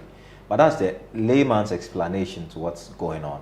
Today we speak with the expert and find out what really is happening, whether or not this is an unusual occurrence and what implications it has as far as our health is concerned. Today I'm at the Meteo Agency in Accra, and I speak to the senior meteorologist, Joshua Asamoah. He's speaking with us and giving us some insight of what to expect in the coming days and what has occasioned what we are experiencing as far as the air quality and the pollution in the system is concerned. Joshua, thank you very much for your time. Thank you for welcoming me into your office and all the gadgets you work with. A lot of conversations about the pollution in the air and whether or not this is out of character, whether this is out of the ordinary. From where you sit, is this an unusual occurrence? Well, thank you. So from a meteorological point of view, this is actually one of the mild situations that we've seen in the last 5, That's not what 6 years. That's not what the average Ghanaians thinks. Yes, because the concentration of dust in the atmosphere at this time is not higher than what we've seen in the last few years. Okay. In 2016, we had very high concentration of dust in Ghana, which led to cancellation of both domestic and international flights. Okay. For an international flight to cancel its trip to the country, it means that visibility should drop to below 500 meters. Okay. Because these flights have landing aids. And so even if the visibility is poor, they are still able to land regardless. So for them to cancel it, it means that it was quite poor, which was due to the dust that was transported into the country around that time. But this year, we've not seen even domestic flights cancelling due to this dust situation that we are seeing. Okay. That's why I'm saying that it's mild for us in the past, in the recent years, in terms of the meteorological conditions. Okay. But in 2016, did it last that long? Because it appears that the concerns are this seems to be dragging a bit longer than usual. Yes. Is that what the data is saying? So the duration in 2016 was quite longer. Was quite long. Yes, and the intensity was also higher than what we are seeing now. But in 2023, that's just last year, we had the harmattan over a very short period of time. Somewhere in February, it lasted for some few days and then it cleared. But the intensity around that time was way higher than what we are seeing now. Okay. So last year we were making lots of noise around air quality when Accra was seen as the most polluted city in the whole of the world. This year we are seeing similar, but the numbers last year were higher than what we are seeing now. The duration we are seeing this year is a bit higher, longer than what we experienced last year. Last year, you're talking about the end of last year in 2023. We're in 2024, by the way. Yes, that's in February 2024. That's February 2023. February, so a year ago, so year on year, yes, comparatively. Yeah. But what accounts for this sudden dust in the air and all of that? Is it human contribution, human activities contributing, or this is just from a scientific point of view, something that's happening in the atmosphere? So it's actually a natural thing that happens. Okay. We are not the source of the dust that we experience here. Okay. It comes from the Sahara Desert. Okay. There are atmospheric conditions that raise or stirs up the dust within this dust source areas. That's Chad, Niger, northern Nigeria areas. Okay. So during the harmattan, I'm sure we've heard of the northeast trade winds. Winds change direction. They move from northern Africa towards the Atlantic Ocean. As the winds are blowing from there, they carry the conditions on the surface where they track along with them. Okay. So because they are tracking over the Sahel or the deserts, they carry the dry and dusty conditions along with them, and they bring them into our country. So we are from only that far away place now. We're only experiencing the harmattan here. They don't stop anywhere. They have to come because of where the winds are coming from. The thing is that as they move from the dust source region, the intensity also reduces. Okay. If we're getting the same intensity from the dust source region, I'm not sure anybody will be able to live here. But they get modified as they track along the path. So from Nigeria, we'll get higher intensity than what we will get here. Okay. Before it gets here, so those closer to the desert will have higher intensity in the harmattan than what we are experiencing in the extreme western portions of West Africa. So we have no role and no contribution in what's happening? Not at all. Not even for those who are accused of burning rubbish around this time. I saw somebody burning rubbish around the Accra Mall area in the open. I mean, and you would expect us to do better. Isn't that a contributory factor? It contributes to the pollution of the air. Okay. But not the dust intrusion into the country. Okay. That is totally different. So we have two prong issues. Yes. So the dust and the pollution. Exactly. So all year round, we are seeing emissions from even industries. Okay. The burning of tires, even waste, all those things. Exhaust fumes from cars, all those things are contributing to the pollutants in the atmosphere. And this is all year round. But we don't see this high number in the air quality index until we get to the dry season, when the dust comes to compound the already polluted atmosphere that we have here. And so the dust is just an extra pollutant. Okay. But we already have other pollutants in the atmosphere happening. So as we speak now, Accra is not the most concentrated in terms of dust city in the country. If you move towards the northern portions, the concentration there is higher. But we are not talking of the air quality in those areas, because the pollution already existing in the area is less. Okay. And so when the dust comes in, it does not raise it to the levels that we get here in Accra. Accra is highly polluted, and then the dust comes to aggravate that pollution. So if I understand you correctly, we don't have control over the dust. Yes. But we can, to a certain degree, control the amount of pollution in the air. Exactly. Because that is what we are contributing to this air quality index. Yeah. So if we reduce the emissions that are introducing these pollutants into the atmosphere, when the dust comes, that one we have no control over that one. But the effect will be minimal, because the air will probably be clean. This will come to pollute it, but the level will not be as high as when it is already polluted, and this comes to compound the situation. So what do we do if you are the average Joe? What do you do? Because it's very uncomfortable. People who have respiratory problems like asthma, this period is a very difficult period for them. You're not a medical person, but you've worked long enough to know what kind of implications this would have on the health of the average Ghanaian. What advice do you give? So the issues that we have most of the time around this period are cardiovascular and then respiratory. Right. And for a general advisory that we give, we say that you'd want to consider wearing mask, cleaning regularly. Before you take foods or fruits, you'd want to wash it quite well so that dust will not get into your system, because the particles are very fine. They're even finer than the human hair. And so they are able to go into the lungs and then cause problems for you. So you want to wear a mask, avoid your exposure even to the dust. So if you don't have any activity, you don't go out. Limit your outdoor exercises and all those things around this time to reduce your exposure to dust. But the best thing you can do is to seek medical advice. Okay. Because everybody will react differently to the conditions that we are seeing now. So around this time, the best advice that we give is that you seek medical advice.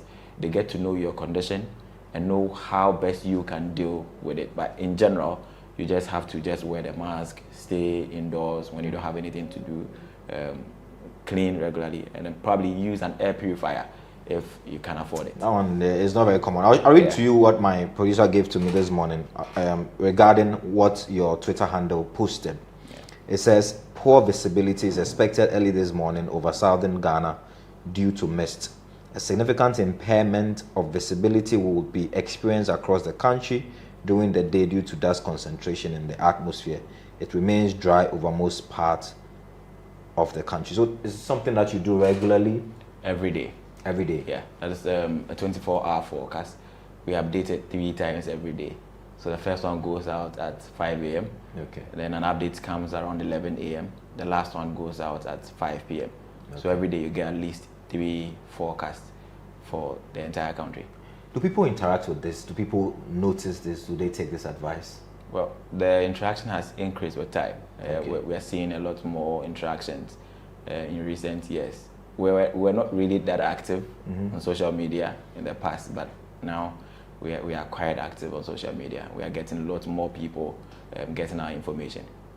It's worrying, especially if you consider that for us as a country, a lot of the youth are on the street selling, and these people are opening themselves up to a lot of risk factors, especially around this period. Do you think that these people are getting the level of education about what is happening and the needed protection that they need to abide by? Well, I think there's the education going on, but we can still do better. We want to reach everybody. We say something here in our office. If you do the forecast, it doesn't get to the person that you intend to get the information to. You are basically not working. And so you still want to always improve and get to the extra mile where everybody gets the information. It is the focus of the World Meteorological Organization to get early warning, get into everybody by 2027. So that's our mandate where we are targeting. So we want to make sure that the information that we are producing is going to reach everybody. There will not be people who will be left on the margin. You have a good relationship with the media, for example, because they are the channels that, I mean, reach a larger audience. Would you say the relationship you have is one that is good, or there's still more that you can do? Well, we really have a very good working relationship with the media. Just that we'll always ask for more. I think that we can do better with our relations. But I don't really blame people for not taking weather information that seriously, because it is something that has become part of. They say it will rain, it doesn't rain. So it's trust. That's very sad, because most of the time you ask somebody who is saying that, where do you get information from? And it's not even from us. They are probably picking it from other sources, which may not be GMet, and they still want to blame us for those forecasts. So we just try to work and then improve and get people to trust our information. For people who are getting the information directly from us, they really have a very high Are your predictions confidence. as close to reality as possible? Yes. We did a verification just last year, and for our outlooks, the outlook is the one that we get for the whole week or for 5 days. We're close to 90%. That's the accuracy. For our daily forecast, which is point-specific forecast, we're doing over 70% accuracy. For you to get even 50% accuracy in any forecast in the tropics, that is quite commendable. So do you do this forecast for regional base, or you do for every region, or for the entire country? So we do it for locations across the country. Okay. Our template has about 25 cities and towns, and they cut across the country. This one is on a regular, every day you get that information, and it goes out on all our social media platforms, WhatsApp, Twitter, Facebook, wherever. We also provide information on radio stations every morning, where depends on where the radio station is. So people who call from the central region will get information specific to the central region. Okay. Those who will call from the Bono half regions will also get information for their regions. So that is not the general one that we send out, but just specific for those radio stations. We're also developing a website right now. We are about 90%. You have a website? We have a website. We already have a website where weather information is, but we are developing a new website where we'll be able to load shape files of all our forecasts there. And so if you go there, you can it'll be an interactive map. You know where your location is in the country. You just zoom to that area, you get a forecast for that particular area. All right. This is still the lowdown here on GhanaWeb TV. My name is Daniel Odro. I'm having a conversation with the senior meteorological meteo officer at the Ghana Meteorological Agency. We're having a conversation about obviously what you have become aware of in the last couple of days, which is creating a lot of conversation on social media and in the traditional media about the quality of the air, which is something we'll talk about in the next session, and the pollution in the air, a bit of difficulty when you are driving, a bit of irritation in the air for those who have some respiratory problems and all of that. In fact, there was a friend I was talking to this morning who suggested that the accident on the Pokwasi Road earlier this week was as a result of poor visibility.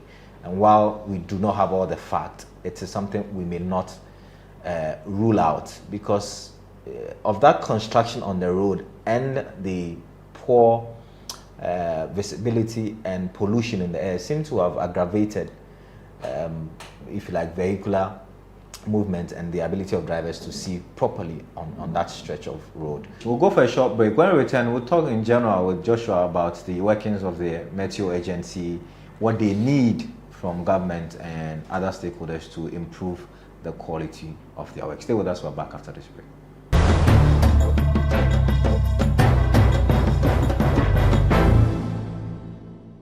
Everyone needs it's the perfect snack to munch on during a fun moment. Wow. Enjoy the tasty McBerry Twist cupcakes, deliciously baked and packaged for a sweet treat. Premium quality cakes baked with love for all, enriched in butter and milk. Yummy.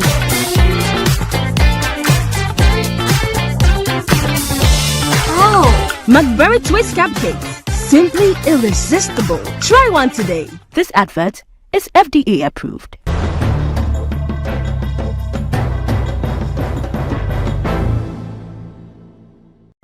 Welcome back from the break. This is still the lowdown. We're winding up our interview with the Ghana Meteorological Agency, the body that gives us the forecast of what to expect as far as the weather is concerned.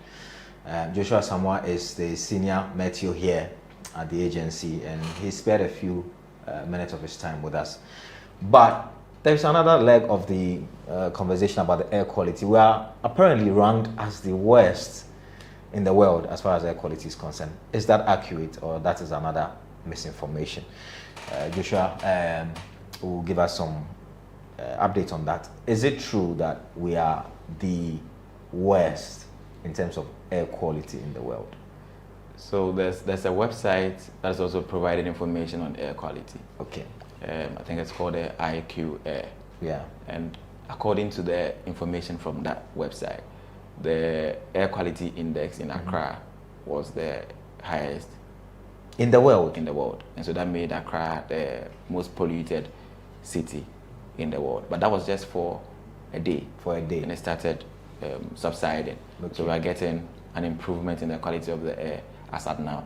We actually anticipate better air quality during the week, particularly towards the weekend, because we are seeing lots of moisture coming into the country from the ocean from Thursday into the weekend. When that moisture comes, it will be able to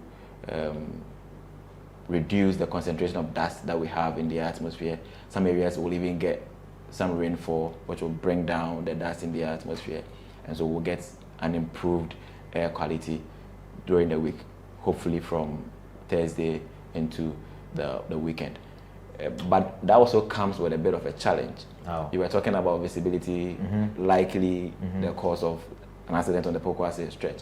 So when we get the moisture coming like that, because there's already dust concentration in the atmosphere, the dust accretes the moisture that comes. And so they become a bit bigger. And so you get poorer visibilities. And so if you are going to drive within the eastern region, Ashanti region, western region, central region, especially the inland parts of central region, around Asinfosu, Chifuprasu areas, and in Accra, the inland parts around Pokwase, Amasaman, you should expect very poor visibility during the midweek towards the weekend. And why? During why the early hours. Because of what? Because we are getting moisture coming into the atmosphere. Okay. There's already dust concentration there, but the dust is very fine. The particles are very fine. When the moisture comes in, they increase the droplet sizes within the country, and so you are likely to get poorer visibilities during the early hours. Okay. During so the from early 6 hours, a.m. to about 8 a.m.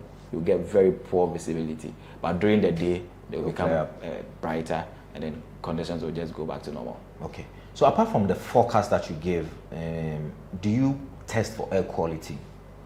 No, we don't test for air quality. But it's something that you should be doing ordinarily. So Environmental Protection Agency has sensors in Accra. It's not everywhere, but they also use satellite images to sort of make up for areas where they don't have sensors. Okay. So they are measuring the air quality index every day. So what we do as a meteorological institution is to look at the air quality index for that day, look at the projections of meteorological conditions that are likely to worsen or improve the quality of the air, and we'll be able to now give a forecast of the air's quality in the next day, the next 2, or even the next week ahead. But if you look at best practices around the world, you are in this field. Is it your duty to be doing, or the EPA's duty, or is it a collaborative effort? So the forecast is the duty of the meteorological institution. Okay. But for its recording and reporting, it differs from every country. There are countries, I know lots of countries where the Environmental Protection Agency is the one in charge of the air quality index, but for the forecasting of the air quality, that is solely the mandate of the meteorological institution. Okay. Let's talk about the collaboration you have with the other stakeholders, so the medical stakeholders, the EPA, and all of that. How cordial are your relations? Because I'm sure with the pollution and everything, it has health implications. You should, or they should be seeking your input, or you should be seeking their input in the way the two of you work. Is that happening? Well, yes, it is. Just last year in February, like I was saying, we had very intense harmattan around February in Accra, and that brought a lot of news on the air quality in Accra. Last year too, we were ranked as the most polluted city in the whole of the world. And during that period, we had a press release, that's EPA, Ghana Meteo, and then Ghana Medical Association. The three of us came together. So we gave the atmospheric conditions that are likely to compound on the pollution of the atmosphere or the air at that time. EPA also gave us the recordings they have had in the past and the current recordings that they are reporting on the air's quality. And then the Medical Association also gave us the implications of that dust intrusion and then the air's quality and what people should do to sort of deal with the conditions associated with the poor quality of the air that we were experiencing at that time. So that is something that we are doing now. So what we have done since then is to provide them with information on dust and possible deterioration of the air's quality, and then they will now use that information to give the advisories out to the general public. But we also give the general advisories as well. Okay. I know you mentioned that the worst in the world in terms of the pollution was for a day. Yeah. That's what you say. But is that not a worry? Because it's not the first time. You mentioned that last year too, a similar thing happened. Ordinarily, if we're a country that is industrialized, it would make sense to me because there will be a lot of companies that are, producing and emitting a lot of, emissions and all of that. That would make sense. But for a country that is largely import based, how are we even for a day the most polluted country in the world? So that's what I said from the beginning, that pollution that we are talking about is all year round. But we never hear of Accra being the most polluted city until the dust comes in. And that is something that we cannot control because it's a natural thing. But the other countries, don't they have, if you go to in Asia, where do a lot of industries where the companies are burning, so they dust and since they don't go there. That is why they are almost every time within the year, these areas are the most polluted. But when it gets to the dry season, then we just for a day, we just take over.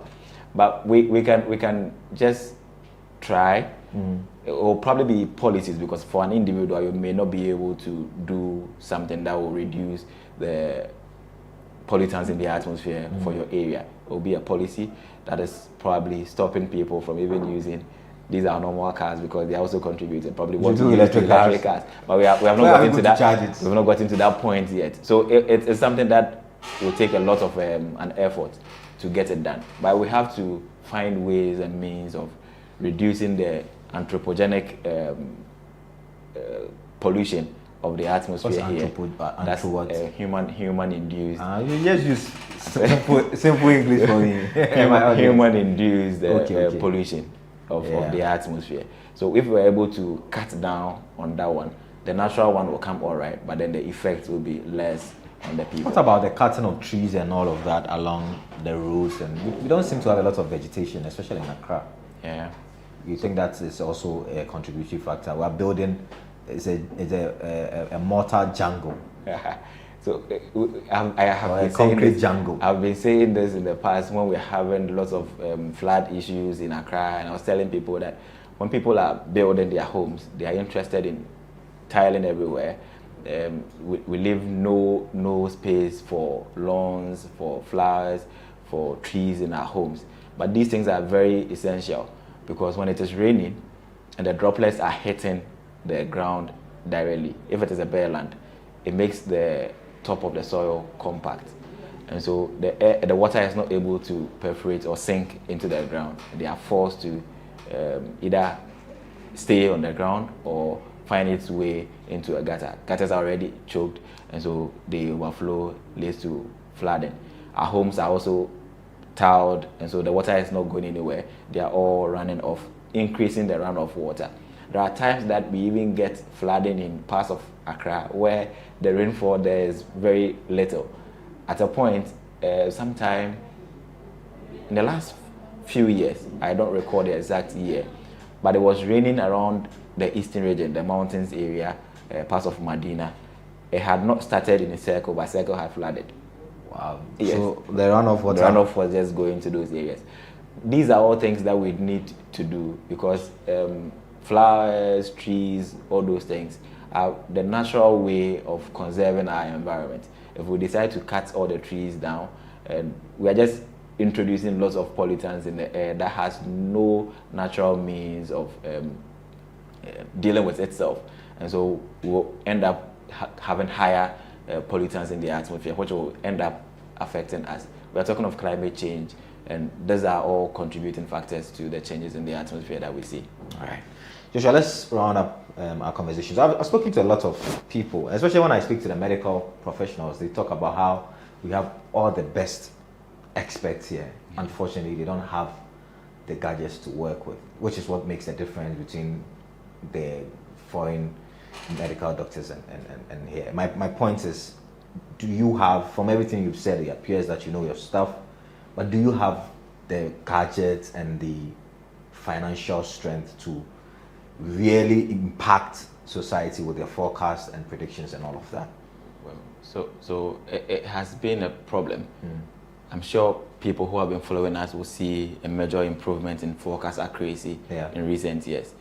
And that is because we've seen a lot of advancement technologically in the past few years. Now we boast of a very good distribution of rainfall recording instruments across the country. In the past, we had just 22 reporting sites in the whole of Ghana. So if you pick a place like the Ashanti region, it's a very big place. There was only one reporting site, and that's at the Kumasi airport. So if it rains anywhere else in Kumasi and there's no rain at Kumasi airport, we'll say that there was no rainfall in the Ashanti region that really? day. There was just one recording site there. And so if you're using this information to make predictions, most of the time it will not be accurate. Right. So that's the issue or the challenge that we had in the past.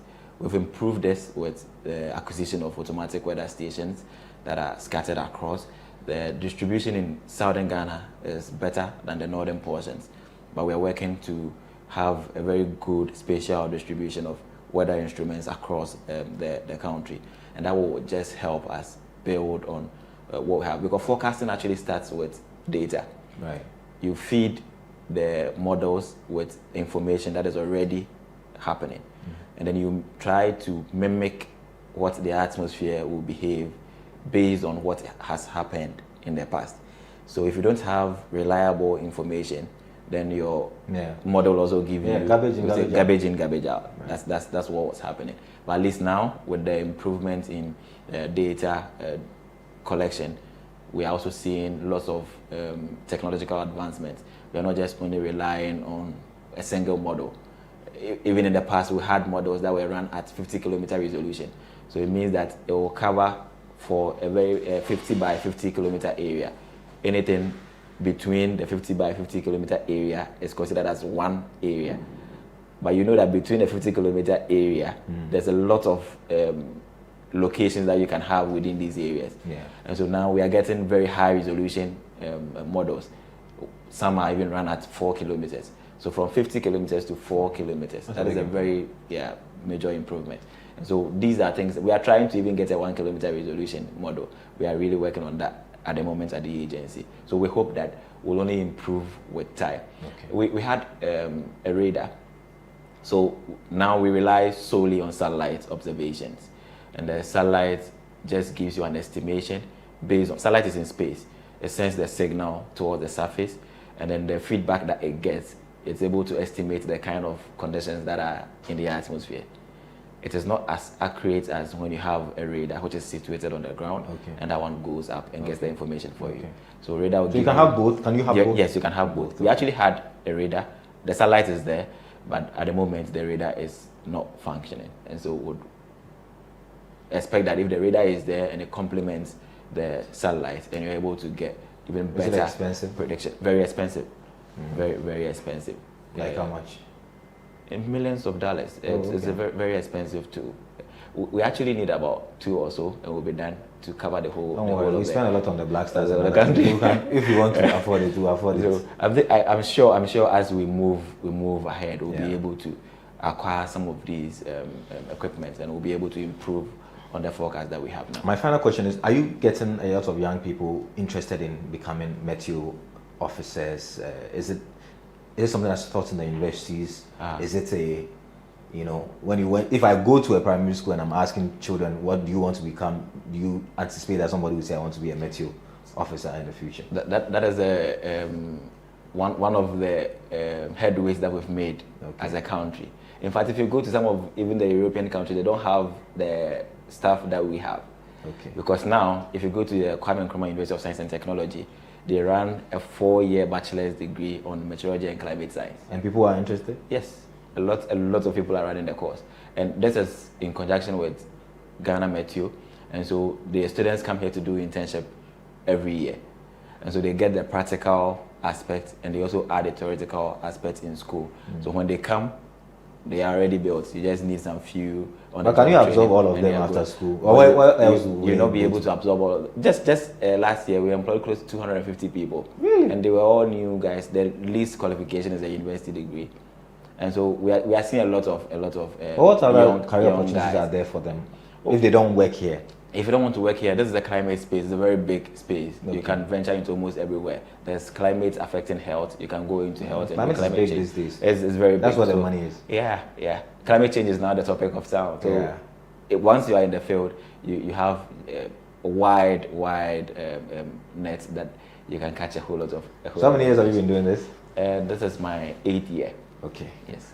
Thank you very much, Joshua. Thank you for your time and all the best. All right.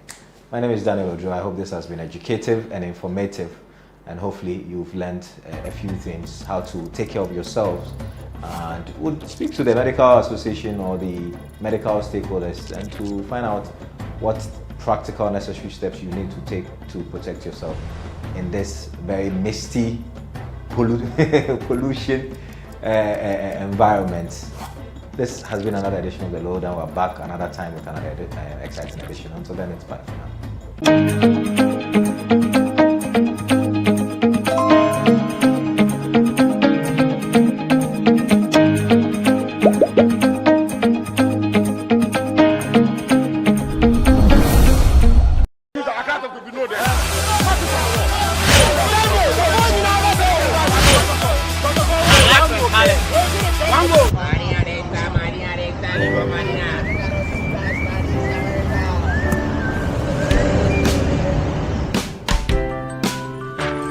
I want you so bad, Alpha-Cracker. I want you. I wanna say yes, I can't resist. I want you. Ooh, I want you, Alpha-Cracker. I want you so bad, Alpha-Cracker. Have a goodness rich in milk and butter in Alpha Cracker. Yummy and deliciously crunchy. But I can't resist you. Alpha Crackers, simply irresistible. This advert is FDA approved. Luckiest, luck is everywhere, for everyone, yeah. Luckiest, stars everyone to us. How to play and win online. Step 1. Go to the URL or website www.theluckiestafrica.com. Step 2.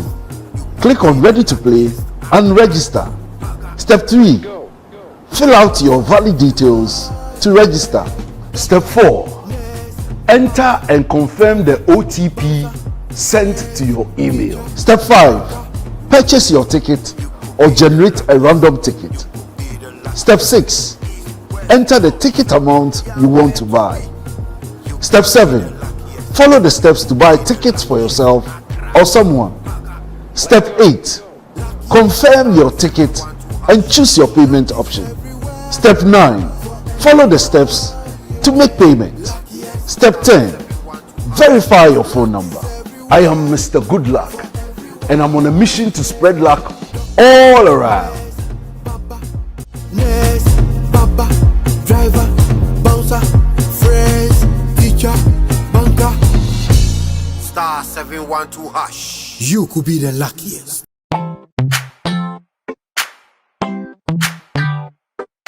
Sweetheart, be mindful of your health. Dear products na dear makeup. I welcome you to Sigma Health and Beauty. You can call us the Beauty Embassy. We pursue beauty more revealed with quality makeup products. There is only one place. The Sigma Health and Beauty 2022 Ghana Makeup Awards Beauty Retail Business of the Year. Of course, we are the defending champions. World-class makeup brands and Kwanyet on, you name it. Maybelline, Dark and Lovely, House of Tara, and many more. Your professionalism in the beauty industry is unmatchable. Ensure the proper way of applying our products. Sigma Health and Beauty, Yewa Accra, Makola, Georgina Stores, and Rollins Park, Gate 4. Fryer in 0248 138 596 and 0201 408 186. Or visit our online shop at www.beautyavenuegh.com. Sigma, your beauty, our joy. Are you still searching for the right platform to share your voice, thoughts, and feelings?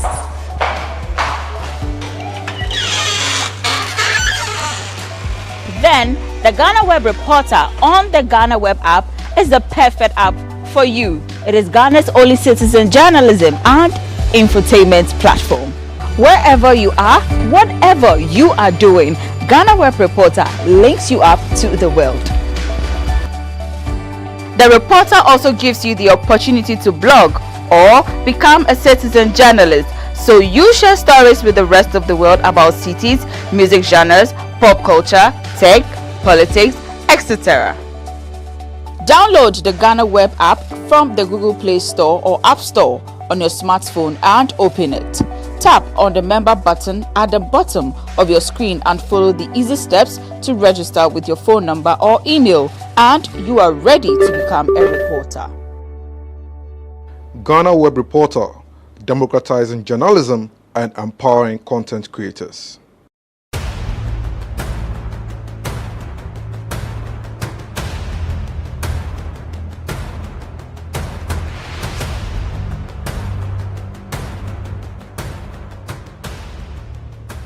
Kwalebu was, I think, 380.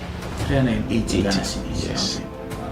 But private, some are 500, 450, some are 800, 860.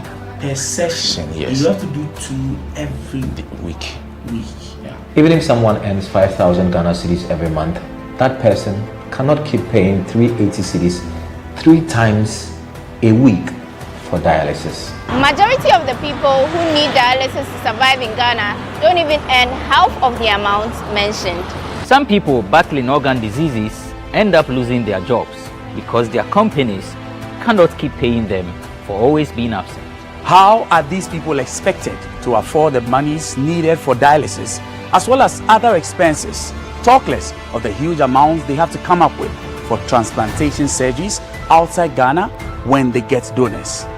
It is because of these people that GhanaWeb in August 2023 launched the organ donation legislation campaign to push for the country to pass a law that will guide organ harvesting and transplanting. As Kolebu plans to increase dialysis fees, the situation requires quicker attention and action. And so, we must get Parliament to start discussing the organ donation bill and pass it into law.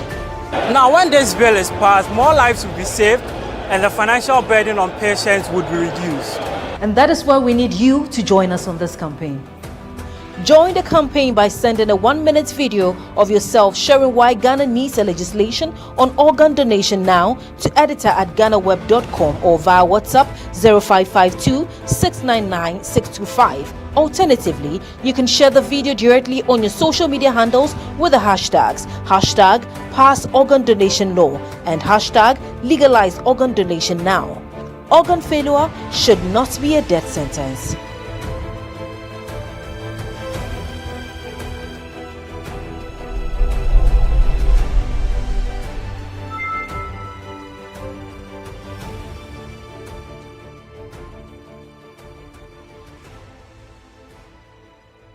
Everyone needs the perfect snack to munch on during a fun moment.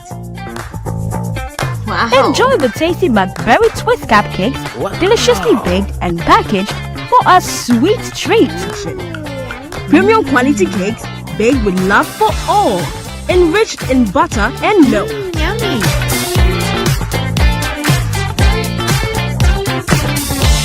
Oh, McBerry Twist cupcakes. Simply irresistible. Try one today. This advert is FDA approved.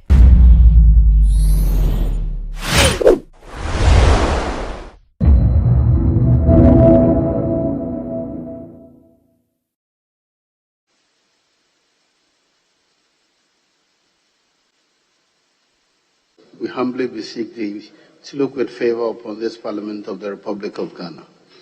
Grant that it may perform its high duty as in thy sight. Give divine guidance to the President of the Republic. Thou members of Parliament and Ministers of State with discernment and vision, integrity and courage, that through the labors of government, this land and people may be well and truly served, thy good purposes for the common human life be realized in our midst. O God, grant us the vision of our country, fair as it might be, country of righteousness, where none shall wrong his neighbor, country of plenty, where evil and poverty shall be done away with, country of brotherhood, where all success shall be founded on service, and honor shall be given to the deserving, country of peace, where government shall rest on the will of the people and the love for the common good. Bless the efforts of those who struggle to make this vision live in reality. Inspire and strengthen our people, that they may give time, thought, and sacrifice to speed the day of the coming beauty of Ghana and Africa. Amen.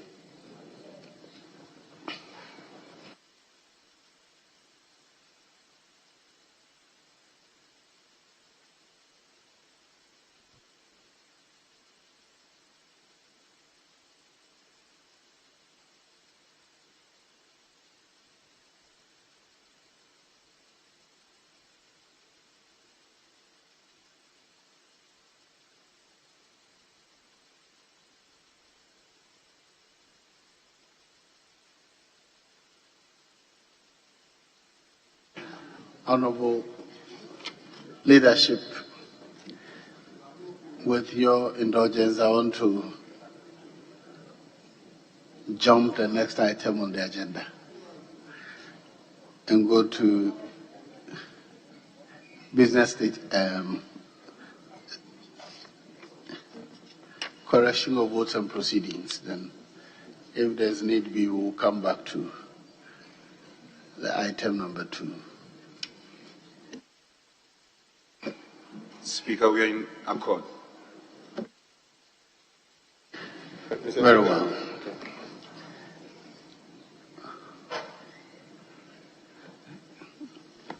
Yes, leader. Well, Speaker, just to draw your attention that I see that you have just commenced proceedings guided by the standing orders, I believe the new standing orders. And to remind this House that the requirement for a quorum to begin business in this House is constitutional. And therefore, wait here. The Constitution sets out a minimum that is required for us to be able to proceed to transact business. And Mr. Speaker, as you are aware, before it even further goes to say numbers that can take a decision. As I watch in this chamber, Mr. Speaker, we don't have more than 6-7 from the majority and about the same from the minority. I'm afraid that proceeding will raise a matter that we are not respecting the constitutional requirement expected of us in Article 104 thereabout of the 1992 Constitution. I'm just doing this so that leaders, particularly we have the whips, and they are at the forefront of it. They should make sure that their members respect your directive. If we are to commence business at 10, they must provide the leadership and guidance so that, Mr. Speaker, you don't come in struggling, looking at your shoulder left to right to see whether you have the right numbers. Thank you. Do leaders wish to comment on the issue raised by the former leader? Yes, Honourable Member for Kankwe Central. Mr. Speaker, thank you. I want to side with the member for Tamale South. And also ask that the speakership also joins in ensuring that members or the House sits on time. If 5 or 3 members are present and the speaker is ready, you should let the House sit and let the public know that the speaker wasn't late. Some of us have been here since 9:30. We knew you were at your lobby. I knew about that. I confronted the minority chief whip and also the majority chief whip as to why the House was not in session. We are not sending the right message to the public. And this business of Ghana time must stop. 10 must be 10. It's affecting productivity in this country. And it must start from this House and from this year, Mr. Speaker. Thank you. Mr. Speaker, I'm doing self-correction. I'm referring to Article 102 and not 104 of the Constitution. Thank you for the record. Yes, Honourable Chief Whip. Mr. Speaker, leader is very right. The good thing is that he was just drawing our attention. He didn't say that he doesn't believe we have enough. He was just making it known to us that that is what we should do. So that is a good one. But he's right, Mr. Speaker. Indeed, I know a number of times that if it's you who should preside, you have been available, including today. And maybe today is a bit peculiar, but we can still start and see how we make progress. In any case, Mr. Speaker, we decided today we are not doing any business that requires taking decision. So we want to do the needful by taking the business statement, and maybe that's how far we can go today, so that we don't breach the Constitution as leader is drawing our attention. So with the kind indulgence of yourself and our colleagues, if we can just probably ask the majority chief whip to present the business statement, and then we'll see how we take on. Thank you, Mr. Speaker. Yes. Speaker, let me speak in support of what my colleague said and further seek your leave for us to vary order of business and either proceed to take item 6, which is the business statement. And Speaker, with your leave, if I may present it on the behalf of the Leader of the House. Colleagues, my attention having been drawn to particularly the Constitution, it reminds me of my own pastor, a backbencher. But fortunately, our standing orders regulate how we should conduct ourselves when the Speaker's attention is drawn to quorum. So maybe because we have started afresh, I'll draw members' attention to the new Order 64. And it says a quorum of Parliament apart from the person presiding is 1/3 of all members of Parliament. where the person presiding is a deputy speaker or a member, that person shall be counted as part of quorum. This is a departure from the previous provisions. And then a member may draw the attention of the person presiding at any time during a sitting. That member present in the House constitute less than that members present in the House constitute less than 1/3 of members of all members of Parliament. The person presiding shall, A, direct the clerks at table to cause the bell to be rung. B, continue the business of the House for a period of 10 minutes. So I'll direct the table office that they cause the bell to be rung while we continue with the business of the House. Yes, you applied that we vary the business of the House so that we start with the business statement. Is that agreeable to the minority bench? Mr. Speaker, in the circumstances, I will agree with him that it's more critical to do the business statement than the correction of votes and proceedings. Very well, yes.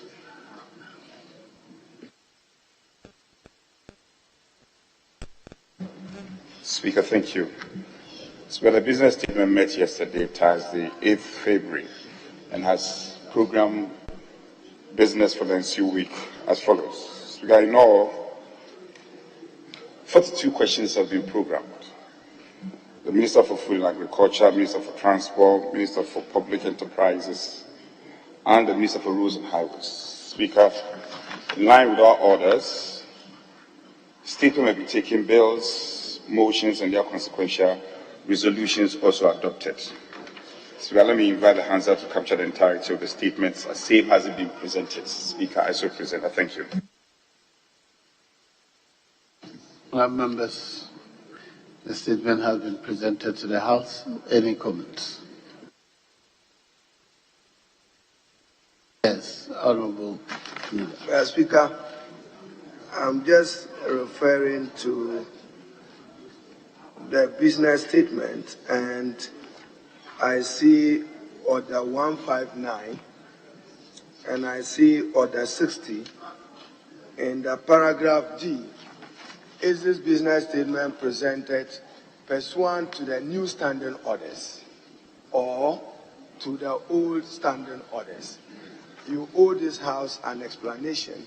You say that the new standing orders shall govern the conduct of business in this House. You have presented a business statement driven by what legal, constitutional, and procedural processes.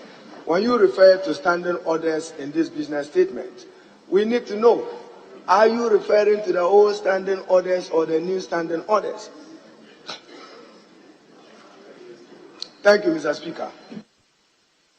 Sorry, Leader, I'm not clear. Are you raising an issue with a specific clause or generally? Very well.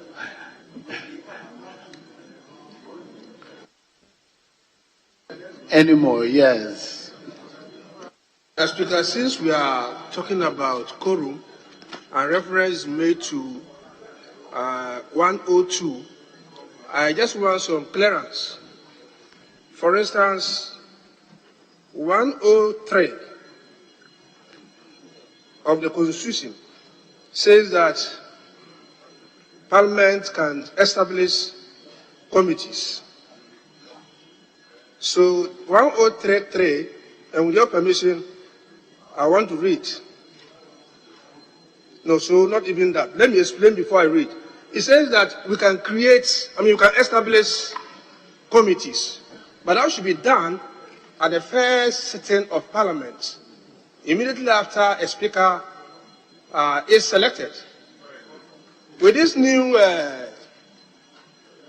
standing order, some committees have been created. But those were created. Honorable, we are now on the business statement. You want us to discuss constitutional issues. Probably you make it an agenda for another day. But for now, we want to stay with the business statement. Thank you. But I haven't seen anybody reading the business statement yet. That's why I've just come in, so that we finish with this before we start with the business plenary. The business statement has been distributed, and there's nowhere that committees are mentioned. Because we become guided, but I'll come back another time. Yes, please. Yes. Mr. Speaker, indeed, the business statement as presented by my colleague is in line with Order 67 and 216 of the new standing orders. So there's no issue of whether we are doing the right thing under the current standing orders. Yeah, he appropriately did that under Order 67 and 216. Well, yes, Leader. Very well. Oh, are you on your feet? Yes, please.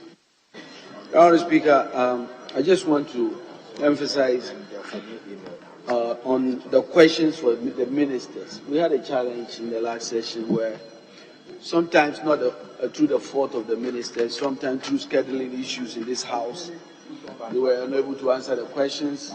But oftentimes, the ministers themselves had other engagements. And by the end of the session, there were a lot of questions that were not answered.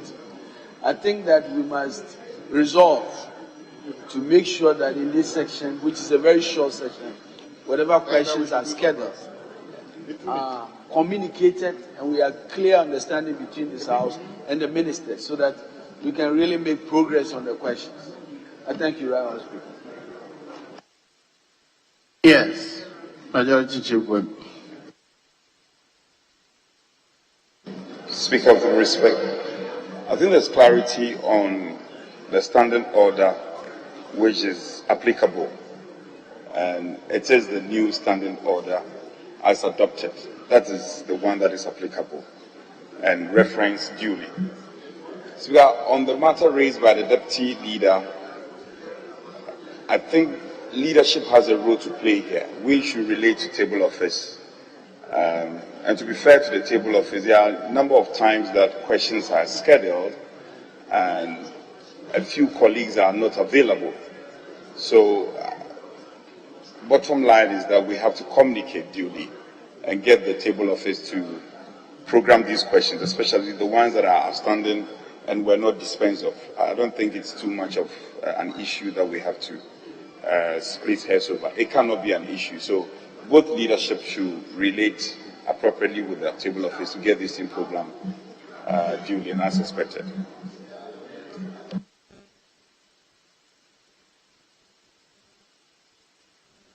Honourable members, the business statement for the second week, as presented, is hereby adopted by the House. Now, hello, Honourable Member for. I can hear you from here. I shouldn't be hearing you from here.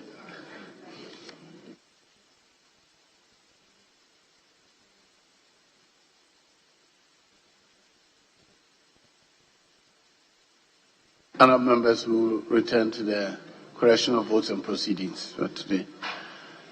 Page 1. Page 2. Page 3. Page 4. Page 5. Page 6. Page 7. Page 8. Page 9. Page 10. Page 11. Page 12. Page 13. Page 14. Page 15. Page 16. page 17, page 18, page 19, page 20, page 21, page 22, page 23, page 24, page 25, page 26, page 27, page 28, page 29, page 30, page 31. Honourable members, in the absence of any corrections, the votes and proceedings of Thursday, February 8th, 2024, hereby adopted as a true record of proceedings.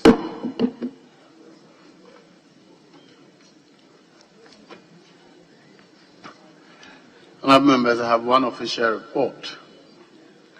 The official report of Friday, November 24th, 2023.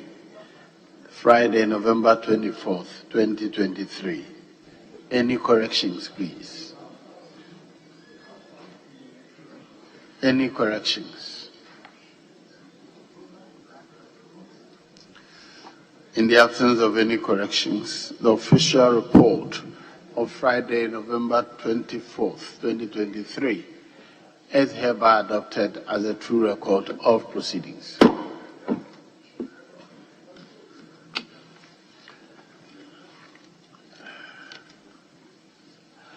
Yes. Speaker, having regard to earlier discussions held by leadership, may I respectfully move the House to adjourn to Tuesday, 10 o'clock in the forenoon. I so move.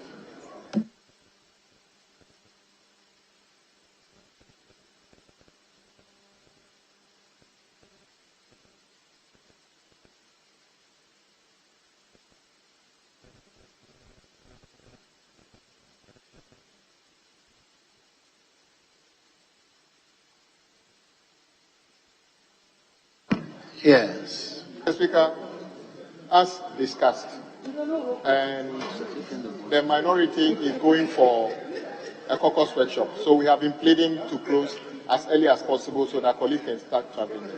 And with your kindness, you agreed. So we agreed to do the business statement as the only business today, and we close so that colleagues can go. So I second the motion for adjournment.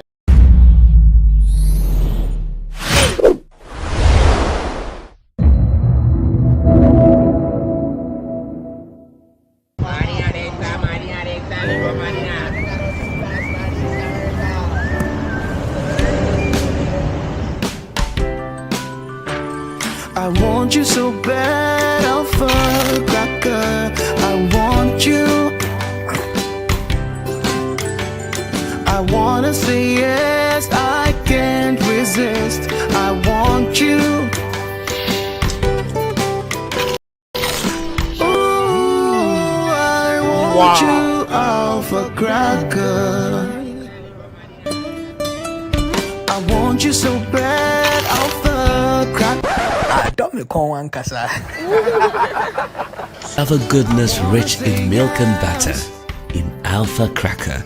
Yummy and deliciously crunchy. But I can't resist you. Alpha Crackers, simply irresistible. This advert is FDA approved. Luckiest, luckiest, luckiest. Luck is everywhere for everyone, yeah. Luckiest. Star 712. How to play and win online. Step 1. Go to the URL or website www.theluckiestafrica.com. Step 2. Click on Ready to Play and register. Step 3. Fill out your valid details to register. Step 4. Enter and confirm the OTP sent to your email. Step 5. Purchase your ticket or generate a random ticket. Step 6. Enter the ticket amount you want to buy. Step 7. Follow the steps to buy tickets for yourself or someone. Step 8. Confirm your ticket and choose your payment option. Step 9. Follow the steps to make payment. Step 10. Verify your phone number. I am Mr. Good Luck and I'm on a mission to spread luck all around. Baba, driver, bouncer, phrase, teacher, banker. Star 712 hash. You could be the luckiest.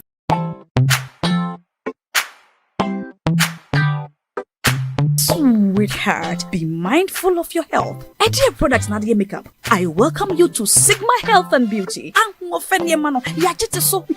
can call us the Beauty Embassy. We pursue beauty more revealed with quality makeup products. There is only one place. The Sigma Health and Beauty 2022 Ghana Makeup Awards Beauty Retail Business of the Year. Of course, we are the defending champions. World-class makeup brands and Quaniton, you name it. Maybelline, Dark and Lovely, House of Tara, and many more. Your professionalism in the beauty industry is unmatchable. The proper way of applying our products. Sigma Health and Beauty, Yewa Accra, Makola, Georgina Stores, and Rollins Park, Gate 4. Fryer 0248 138 596 and 0201 408 186. Or visit our online shop at www.beautyavenuegh.com. Sigma, your beauty, our joy. Are you still searching for the right platform to share your voice, thoughts, and feelings?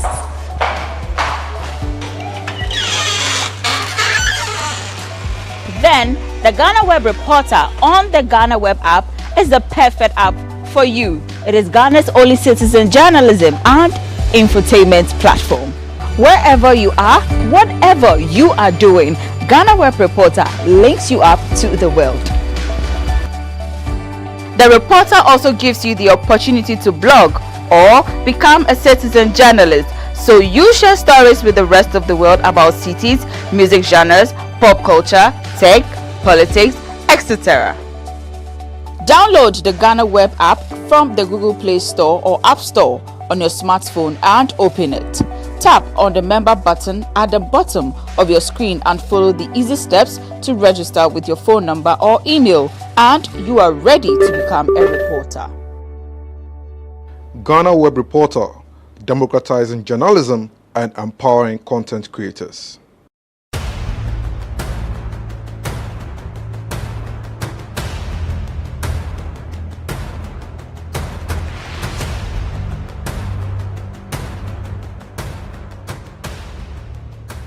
Kwalebu was, I think, 380.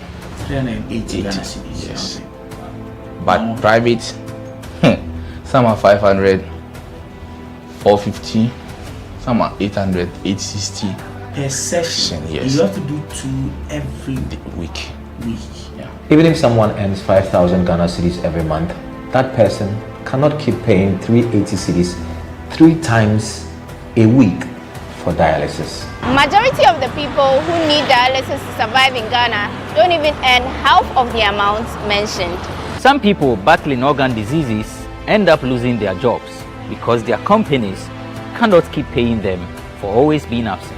How are these people expected to afford the monies needed for dialysis as well as other expenses, talk less of the huge amounts they have to come up with for transplantation surgeries outside Ghana when they get donors? It is because of these people that GhanaWeb in August 2023 launched the organ donation legislation campaign to push for the country to pass a law that will guide organ harvesting and transplanting. As Kolebu plans to increase dialysis fees, the situation requires quicker attention and action. And so, we must get Parliament to start discussing the organ donation bill and pass it into law. Now, when this bill is passed, more lives will be saved and the financial burden on patients would be reduced. And that is why we need you to join us on this campaign. Join the campaign by sending a 1-minute video of yourself sharing why Ghana needs a legislation on organ donation now to editor@GhanaWeb.com or via WhatsApp 0552 699 625. Alternatively, you can share the video directly on your social media handles with the hashtags #PassOrganDonationLaw and #LegalizeOrganDonationNow. Organ failure should not be a death sentence.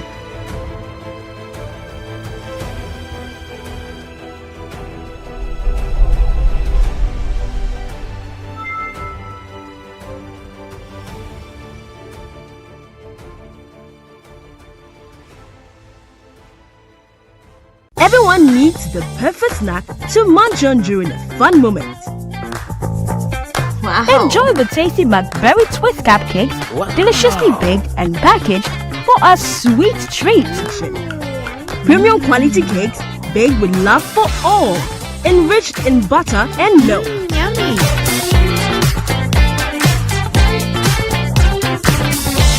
Oh, McBerry Twist cupcakes. Simply irresistible. Try one today. This advert is FDA approved.